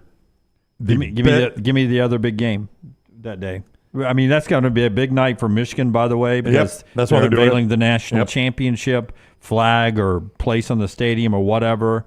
By the way, it's before the start of the NFL season, so there's a chance you can have Harbaugh back. True. You're going to have those guys to be honored. Your best remaining Still have game. some of DeBoer's players on that team, by the way. Your best remaining game, Penn State at West Virginia. That's 100%. But that's not your big noon kick. I hate that to be a day game. Yeah, Penn State at West Virginia is best remaining game. Yeah. Week 2, we already know that Colorado, week 1, is playing North Dakota State on Thursday night. Week 2, Colorado is at Nebraska. That, too, is your Big Ten kickoff on NBC. Oh, so that's a primetime game? Prime time. 6:30 in the Central Time Zone. Prime time for that one. Nebraska should have won that game last year if they'd had any semblance of quarterback play. Yeah, we really got away from them in the second. They had every opportunity in the first half. I think if they would have executed in the first half, didn't make those mistakes, there's a good chance that thing plays really deep into the fourth quarter. But would have been a big win for Matt Rule then, too. We have tried to piece together how this draft is working. Clay hasn't texted me back yet. Yeah. But they did the draft last week, so all these are in stone now. On that same day, you got Texas, Michigan, and if that's not the big noon kickoff, it has to be. I mean, I'll donate, any organ you need. I don't know why I made that the bet. That was a weird bet to make, but I'll do it. If that's not your big noon kickoff, Texas at Michigan. What can we get for Brown's heart on I think my heart's in good shape. The dark web. No, I think my heart's in pretty good shape. It's 100%. I mean, his heart's in it. It's now a friend of mine calls it a cold mechanical heart. He says I have no emotion in my life and I have a cold mechanical heart, but I think it's in good shape. What a friend. He's honest. I think Jim agrees. Oh, I disagree. I think your heart is very warm. You love your family. You love your friends. You're always whistling. You're in a good mood. You're a giving person. I'm not very emotional, though. That was what I was getting at. Don't cry. You've criticized my I emotion. wouldn't want your tear ducts. I don't think they exist. Maybe you lost a bet as a child and your parents gave up your tear ducts. They could have made a deal with the devil for my tear ducts. Yeah, maybe the down payment on that gated community home were your tear ducts. Yeah. Those are the 2 kick times, but that's good news because once these start leaking out, the others will start leaking out. So we'll start getting some kick times trickle out over the next couple weeks. My interest on the draft that happened last week was it for the entire season? I want to know that. I want to know if there's any flexibility once the draft's over with, if it was for the entire season. And does Fox get the one pick or multiple picks before NBC and CBS gets the pick? Well, and I want to know who their GM is. Like, is it Klatt? Yeah. Like, for the big networks. Was Klatt in the war room? Yeah. Do you put your analyst in there and you kind of lean on them for advice on which direction you should go? That's the way you should do it. Trash Time brought to you by Mortgage Right. Let's hit it, Rockstar. She don't hear half the shit that I tell her, Yeah, because the way you talk is stupid. If you don't hear it, how do you know it's stupid? LT's Trash is presented by Mortgage Right. Mortgages done the right way. It's spring buying season. Our friends at Mortgage Right, they're here to help. They were veteran founded here in Birmingham and offer loans throughout the country. And while the area they serve may have grown, their commitment to Birmingham veterans has not changed. Before you take the next steps on a new home purchase or refinance, talk with the team at Mortgage Right. No cost or obligation to find out what you qualify for. You can go to the website, mortgageright.com/TNR. Call their Birmingham Highway 280 office, 205-900-7200. Tell them the next round sent you. For more information, NMLS 2239. Equal housing land. Do you have Steve Buscemi in your not. trash? Steve Buscemi got punched in the face on the streets of New York City over the weekend. How could anybody tell? He is okay. He's blood in one eye, bruised and cuts on his face, got knocked to the ground. This was a trend in March where men were walking up and punching women on TikTok. And they believe this is a part of that trend now with men now. Well, I know they're really strict about their gun policies in New York City, but if you shoot somebody in the head after they punch you, I bet this would stop the trend. You're probably right. Now, you might do time. Same thing happened to Rick Moranis like 3 or 4 years ago. They had video footage of him just out of nowhere, a stranger just punched him right in the face. I mean, really, what should be the punishment for something like that? Whatever we can do. Yeah. I mean, especially if it was men hitting women back in March, and I remember seeing that story float around. Buscemi's in his mid-60s. He's frail, man. I mean, 66. You could actually kill somebody like that. Absolutely. And so somebody was videotaping this. I don't know if they've released it or not.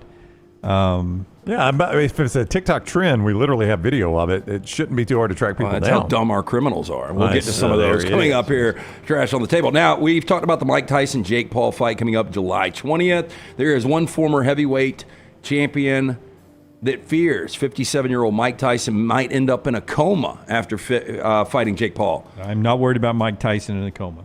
Deontay Wilder was the guy that came out. Quote, I think it's the commission has licensed Mike Tyson because he hasn't been active in 20 years. So they should not just license him because of who he is. That's how people get hurt. God forbid he gets hurt. People can get hit in the wrong place, wrong time. There's lots of examples where guys have been hit into a coma. It's easy to do. He is too old for this. And at the end of the day, no one gives an F about Mike. Oh, wow. I almost want to see Deontay and Mike now. No, I think he's talking more. Nobody cares about the health. It's all about just making money. Okay. Yeah, that's at least the context I got. I'm with Troy on this. I rarely agree with Troy, but I'm with Troy on this. I think Tyson's going to destroy Jake Paul. Ooh, I don't think so. I don't know. Mike's old. Yeah, I think Paul's going to win the fight. Yeah. But, quote, as long as you're willing to suffer the consequences if something goes bad wrong. After the fight was sanctioned, Paul recently said he's, quote, super respectful of Tyson, but all is fair in love and war. And he said, one of us has to die. Sounds very Rocky Drago-like. You know, Mike Tyson's 57 years old. Yeah, he'll be 58 when the fight comes around. Yeah. And this is a good point by Wilder, though. He said, the last thing I want to remember... I don't want the last thing I remember about Mike Tyson getting knocked out by a YouTuber. No, I would agree completely with him. But now Mike's making that choice. Yeah. Yep. But I guess Mike needs the money. Everyone's saying no one's expecting this to be a real fight. Royal Pain, is it even going to be a real fight? I doubt it. Tyler, no one is destroying anyone. It's a work. Yeah, I kind of agree. You wonder what I don't know what the payoff's going to be on the setup there, but it's hard to believe they're actually going to fight. Padded yeah, gloves, they got right? 16-ounce gloves. Yeah. I've really got very little literally interest. help soften the blow there. 16 ounce on each hand. That's what I do on the bar. I know you do. I would be willing to take Jake Paul right now. It'd be a heavy favorite though, wouldn't it? But see, I don't know I haven't seen the numbers, but I would think but he's definitely Well, favored. the numbers came out, and Well, it got sanctioned, and that's when you were sort of backed off a little bit when it got sanctioned on Jake Paul, because then you were like, okay, this could be a real fight then. Well, I mean, look, But you're back to you think Jake Paul wins it. Realistically, I mean, Tyson's not going to fight again. He's getting this payday. If they want Paul to fight again, the only way he stays relevant after losing to Fury is to beat Mike Tyson. I mean, if he can't beat a 57-year-old, then it's really not in the game. How bad was the Fury fight? It was tight. Tyson Fury or the other one? No. I'm talking about Fury and Paul. Yeah, I mean, what was Fury? There's two Furies, right? Yeah. The good one and the other one? This is his half-brother is the younger one that fought Paul. Okay. Yeah. But the one that Tyson Fury's the guy that used to fight Wilder, and those were great fights. Yeah, that guy would kill Jake Paul. Oh, that's what I'm saying. And Mike Tyson. This wasn't Tyson Fury. No. Okay. Yeah. So that my whole point is Tyson won't fight again. Paul wants to fight again, and if he doesn't win this, probably won't. I want to get more done. They say try stepping back from work and go to a movie sometimes. Oh, that's why the Meltdown is so good. This is a tip from Cal Newport, a Georgetown University professor, and he is happens the to own author the local theater of Slow Productivity. Newport's latest book aims to help people eliminate what he calls pseudo productivity, or the performance of businesses, and to replace effort with outcomes based on work. He said his one suggestion, plan a trip to the movies during work once a month.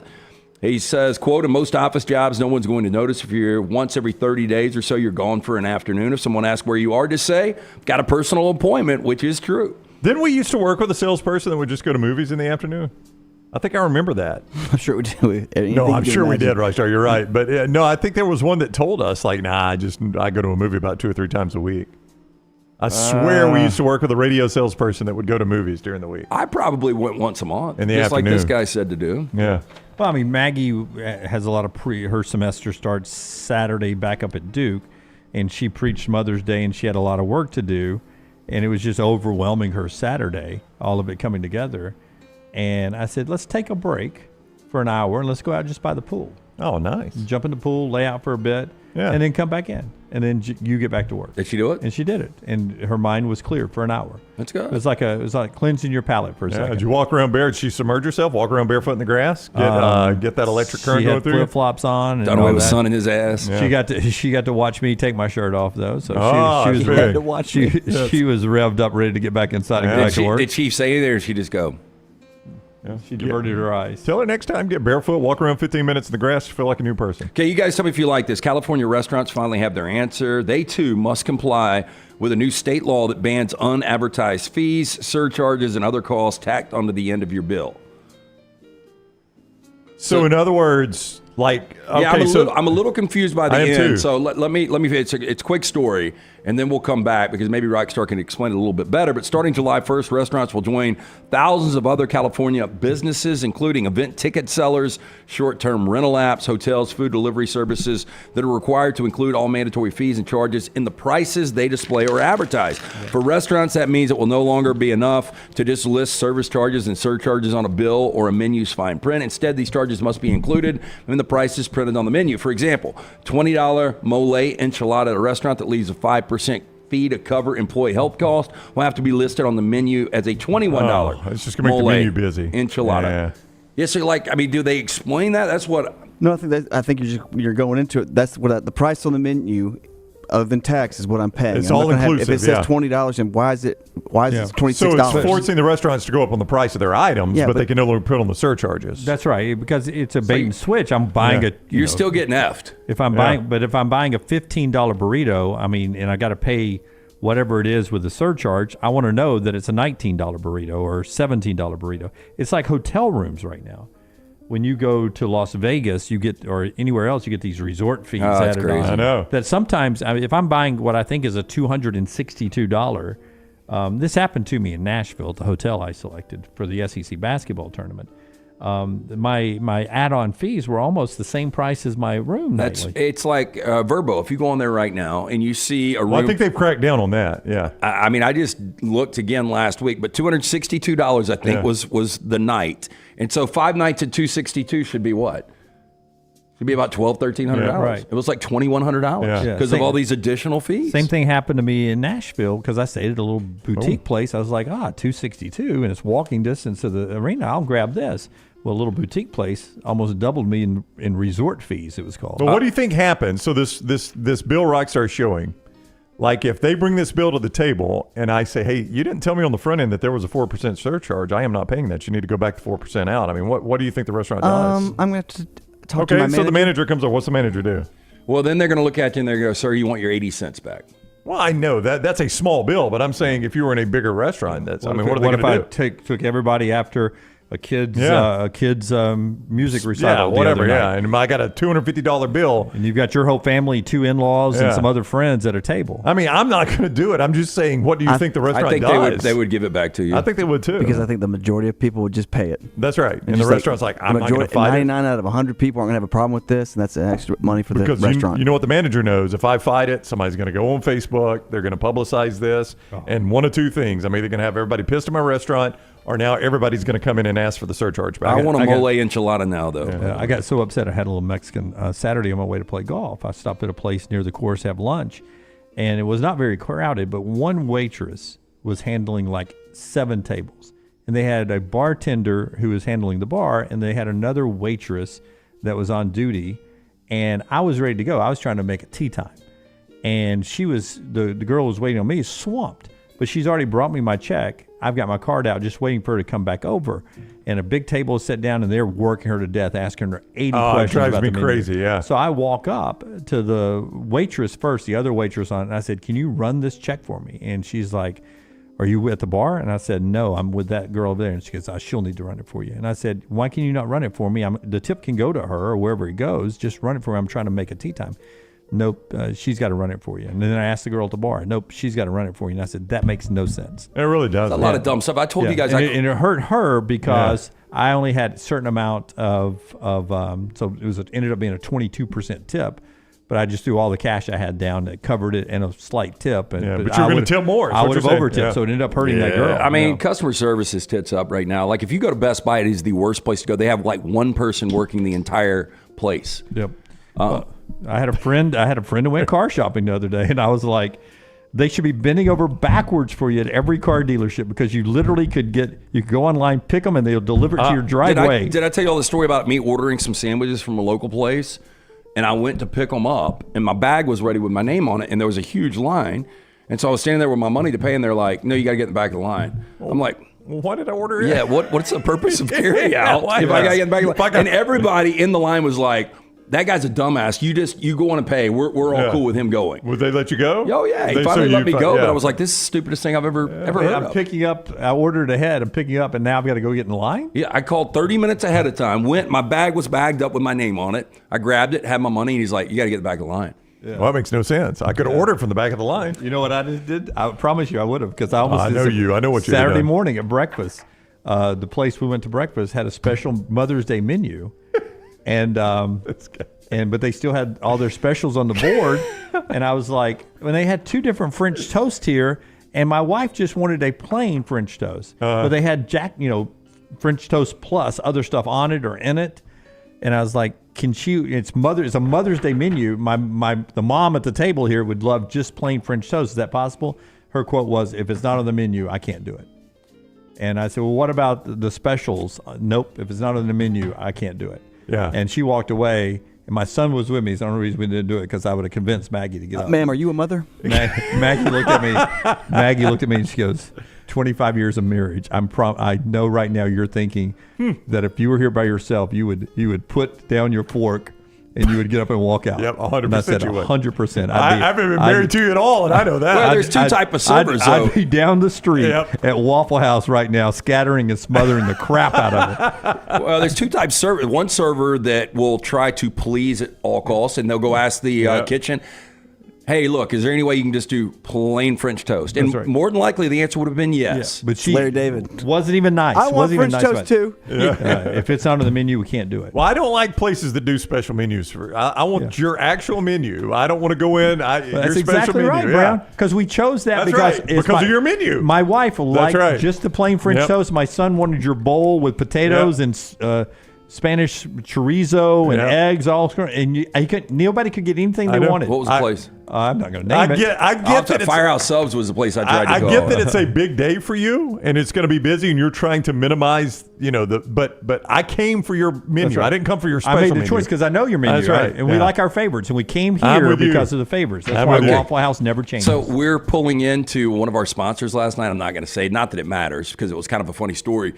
But when I turn the corner in the very front, it's completely packed out. There's a kid with his pants around his ankles, and it looks like a fountain. He's pissing into the parking lot. I've seen this happen at a gas station. And Dad's got one under his arm, and he's screaming at that kid. And then there's like a 2-year-old little girl walking behind it.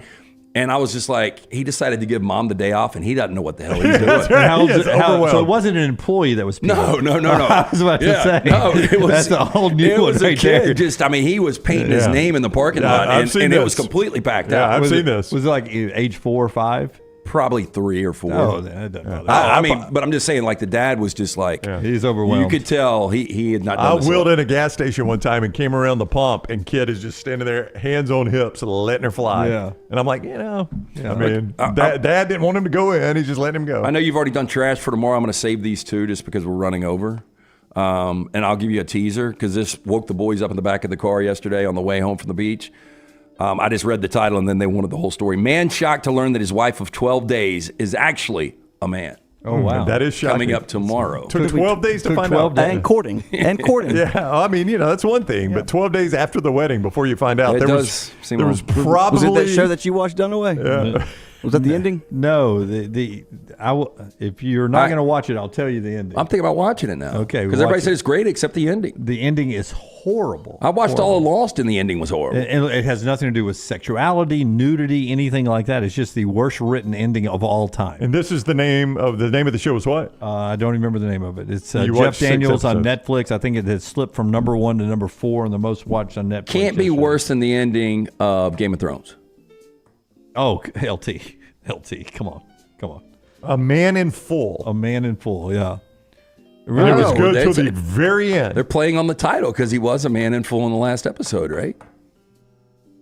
Well, I mean, it has nothing to do with the penis at the end. Okay. Yeah. Hey, if you're looking for a new home, our friends and Mortgage Right here to help. Whether you're a first-time buyer or a seasoned home buying veteran, their great service and low rates make the process so easy. So remember, whether you're looking for your final home or first home, whether you have a big down payment or need 100% financing, our friends at Mortgage Right, one-stop shop for mortgages. Visit their office online, mortgageright.com, or call the Birmingham office, 205-900-7200. All right. When we come back, Roman Harper with advice to all the guys who showed up at the OTAs this past weekend. That and a little bit more on the show that's being brought to you by Champy's world-famous fried chicken right there on Highway 119 in Alabaster. Go by and see Sterling and the crew there. Listen, there are Champy's chicken all over our viewing and listening area. But there's only one that's owned by Sterling right there on Highway 119 in Alabaster. It is the GOAT. It's the Nick Saban of chicken places. That fried chicken is cooked to order, piping hot. The Mississippi Delta recipe tamales. He's got a deal with some local places that provide his desserts for him. Best bar area. It's just a great destination lunch place. It's Champy's Chicken, Highway 119 in Alabaster. Take the next round anywhere you go with official Next Round gear. Buy yours today at nextround.store.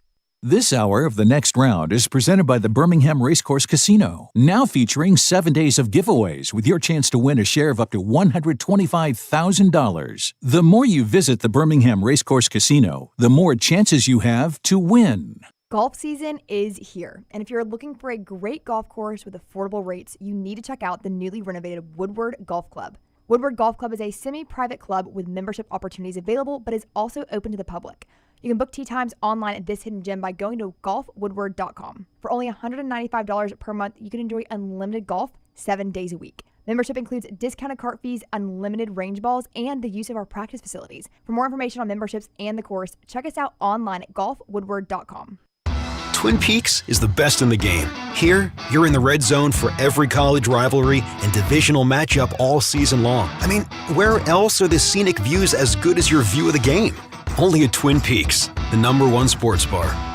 Stop by the New York Butcher Shop and pick up the finest in certified Angus prime beef steaks and burgers, premium pork chops, ribs, and all-natural chicken cut to order just for you.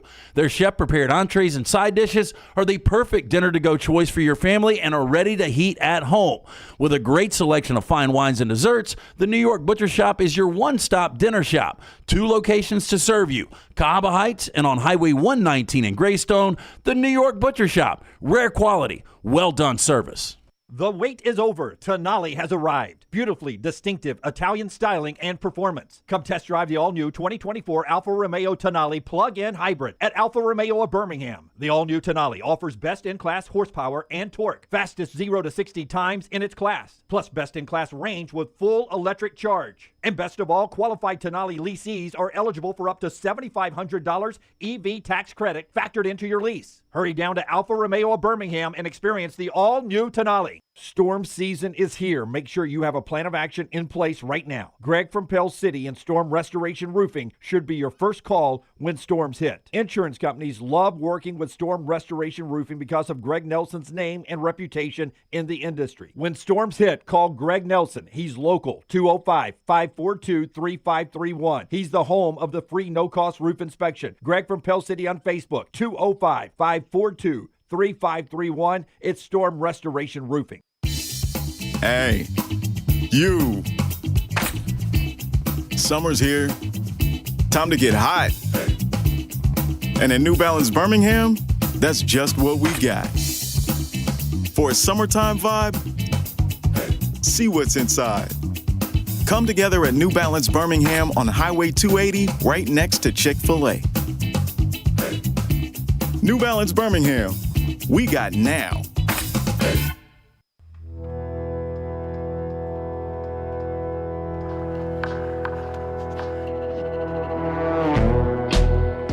Back with you on the show that's wrapping up with our friends at New York Butcher Shop. A great weekend always to go out there. And Mother's Day, they had some specials there. They've always got something for you at New York Butcher. Oh, it is the best. Jim and his fantastic staff. I had somebody reach out last night and they were like, hey, do you have any of that New York Butcher, the seasoning at your house? Because I'm doing steaks right now. And I'm like, actually, I do. If they just go, yeah. Jim well, gave me a canister of it once. I said, normally I just when I call ahead or when I get in there, I'm just like, dust them up for me. But just fantastic stuff from the New York Butcher Shop. Stop by and get the finest in certified Angus prime beef steaks, burgers, premium pork chops, ribs, all-natural chicken cut to order just for you, chef-prepared entrees and side dishes, perfect dinner-to-go choice for you and your family. They've got a great selection of fine wines and desserts. New York Butcher Shop, one-stop dinner shop, 2 locations, Cahaba Heights, Highway 119 in Greystone. New York Butcher Shop, rare quality, well-done service. Jake Butt on the show earlier from the Big Ten Network, the former Michigan great, talking Michigan, Ohio State, and the Big Ten with us. You get that wherever you get the podcast, including Apple and Spotify. For the audio folks out there, always on our YouTube channel, like and subscribe. Roman Harper was part of our Coca-Cola Conversations at Regents Tradition over the weekend and last week. He is up. You can see the entire interview. But we had OTAs on the NFL, all the drafted and undrafted rookies in camp. And Roman Harper had this advice to give the guys who showed up at OTAs this weekend. If you could take every first-round draft pick and sit down and they actually listen to what you tell them, the best piece of advice you would give them is what? So this is just the beginning for you. Understand that. From here, they drafted you to not be the player that you are, but to be the player that they see you as being. So these people have higher expectations than what you probably have of yourself. Understand that and go get it. And don't stay the same. Don't be a repeat offender as well. Is that, like, if you mess up on something, don't mess up on that again. Like, mess up on something else. And as long as you do that, they'll keep you around. And as a first-round pick, you're going to get a second contract. Yeah. I just hope it's for a lot of money. If it's not, dude, let's go get a third one that's worth more than the second one. So that's what your mindset has to be. It's always ongoing skill development. That's what I tell my oldest daughter. I'm like, look, dude, if you want to play college D1 basketball, winning a game in 6th grade on a random Saturday, Friday night, like, that's probably not on the checklist of making a D1 athlete. But ongoing skill development is. I've I've heard this from multiple guys that have played in the NFL, and they've played at different places. These are not just guys that have played at Alabama or Auburn. And there is a kind of a consistent thread you talk to about stuff like that. They're like, when I was in high school, I was always the best player on my team. When I was in youth league, I was always the best player on my team. Like, there was nobody who was going to take my spot. I was the best player, right? Roman was his quarterback. Yeah, exactly. And then I went to college, and a lot of times at college, if you're not at an Alabama or a Georgia or a Texas or somewhere like that, you're going to be the best player on the team again. And then once you get to the NFL, there's plenty of guys that will take your spot. If you're not willing to go work and keep being the best player. I heard that question framed another way. Did you guys ever see the 30 and 30 broke? Yeah, Billy Corrigan did Billy it. Corrigan did it, but I saw a promo for it last night, and the question is asked to Michael Strahan. What is one rookie purchase you wish you could have got back that was the biggest waste of money? You know what his answer was? What's that? My ex-wife. Wow. So good. Thanks, Strahan. So good. That's a good answer. Sean Payton, who raved about Bo Nix learning his system already at the Broncos OTAs over the weekend at the rookie camp, was asked about the new kickoff rule, and he says, we're going over it right now. I'm excited about it, says Sean Payton. Some people hate it. If you're not familiar, the NFL for 1 year, this upcoming year, in real games, they're going to use what was the XFL kickoff rule last year, and he says we're working with 2 backs that'll be back to receive. We're working with the mindset of shortstop, third baseman in mind, people that can field low, hard line drive and bouncing kicks, because we don't think anybody's going to kick high kicks. It's going to float down to you inside that zone. If it goes in the end zone, it's at the 20. If it goes out of bounds, you're at the 40. So people are going to try to kick it and get it into the end zone, or kick it to where it becomes a hard to handle and maybe you're able to tackle inside the 20. A lot more squibs and stuff like that. Yeah. So he says we're going over everything. We're watching every XFL kick they had last season when they used this rule. And he says we're going to have heavier blockers on the field than normally, because you're starting off where they don't have to run a lot to find somebody to block. It's almost like a scrimmage play for the blocking. So you may have some offensive linemen-like people out there. But he said the thing he's excited about is, we struggle to score offensively.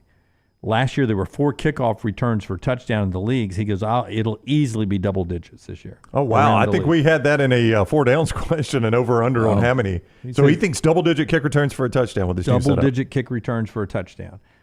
It just is going to look weird that the NFL is doing that. Yeah. How long, since it's the elite of the elite, I don't know how long it'll take me to get used to it looking that way. Right. Because I miss the kickoff, even if it's a touchback. It just doesn't bother me so much. What do you? So the lineup of them lining up, with half the team all the way downfield like a scrimmage play, and the kicker back there by himself. Weird. I wonder 2 things. Number one, how many teams will put top end players to return if there is a minimized risk of injury? And you heard the Bears talking about Justin Fields. Yeah, and if Steelers. If Sean Payton is Steelers, if Sean Payton is correct that it's going to increase kick returns for a touchdown. I mean, if there are more opportunities, you got to think they'll put some top-of-the-line guys back there, especially if there's less risk of injury. But then number 2, once that starts happening, how many coaches are like, screw it, kick it through the end zone? Because every NFL team's got a kicker that kicks through the end zone. I mean, are you kicking to Luther Burden III this year? I would not. Yeah. I would kick – first, if I were a coach right now, I'd kick through the end zone every single time if I could. Yeah. Why even risk it? What is keeping them from kicking it through the end zone? I think they've tried to outsmart themselves and think we can get them inside the 25 if we directionally kick it and put some air under it. Yeah, like Saban believed in kicking it high and landing right at the 1 or the goal line. That's right. Make them field it, and we can keep them inside the 25. But now with this system right now in the NFL, everybody kicks it through the end zone. Why not just kick it through the end zone every time? Like is there a rule where it comes out like to 35? I can't remember on the new rule. There's something that discouraged that. I don't know what it is.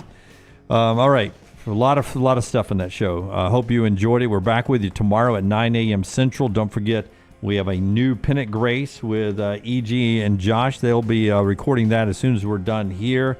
A mailbag of Uncorked is being prepared as we speak with Taylor Korn on our platform here. And a new meltdown at 2 o'clock Central Time today. Roll Tide Pods, War Damn Pods, like and subscribe everywhere you get us. Until next time, God bless you and God bless America.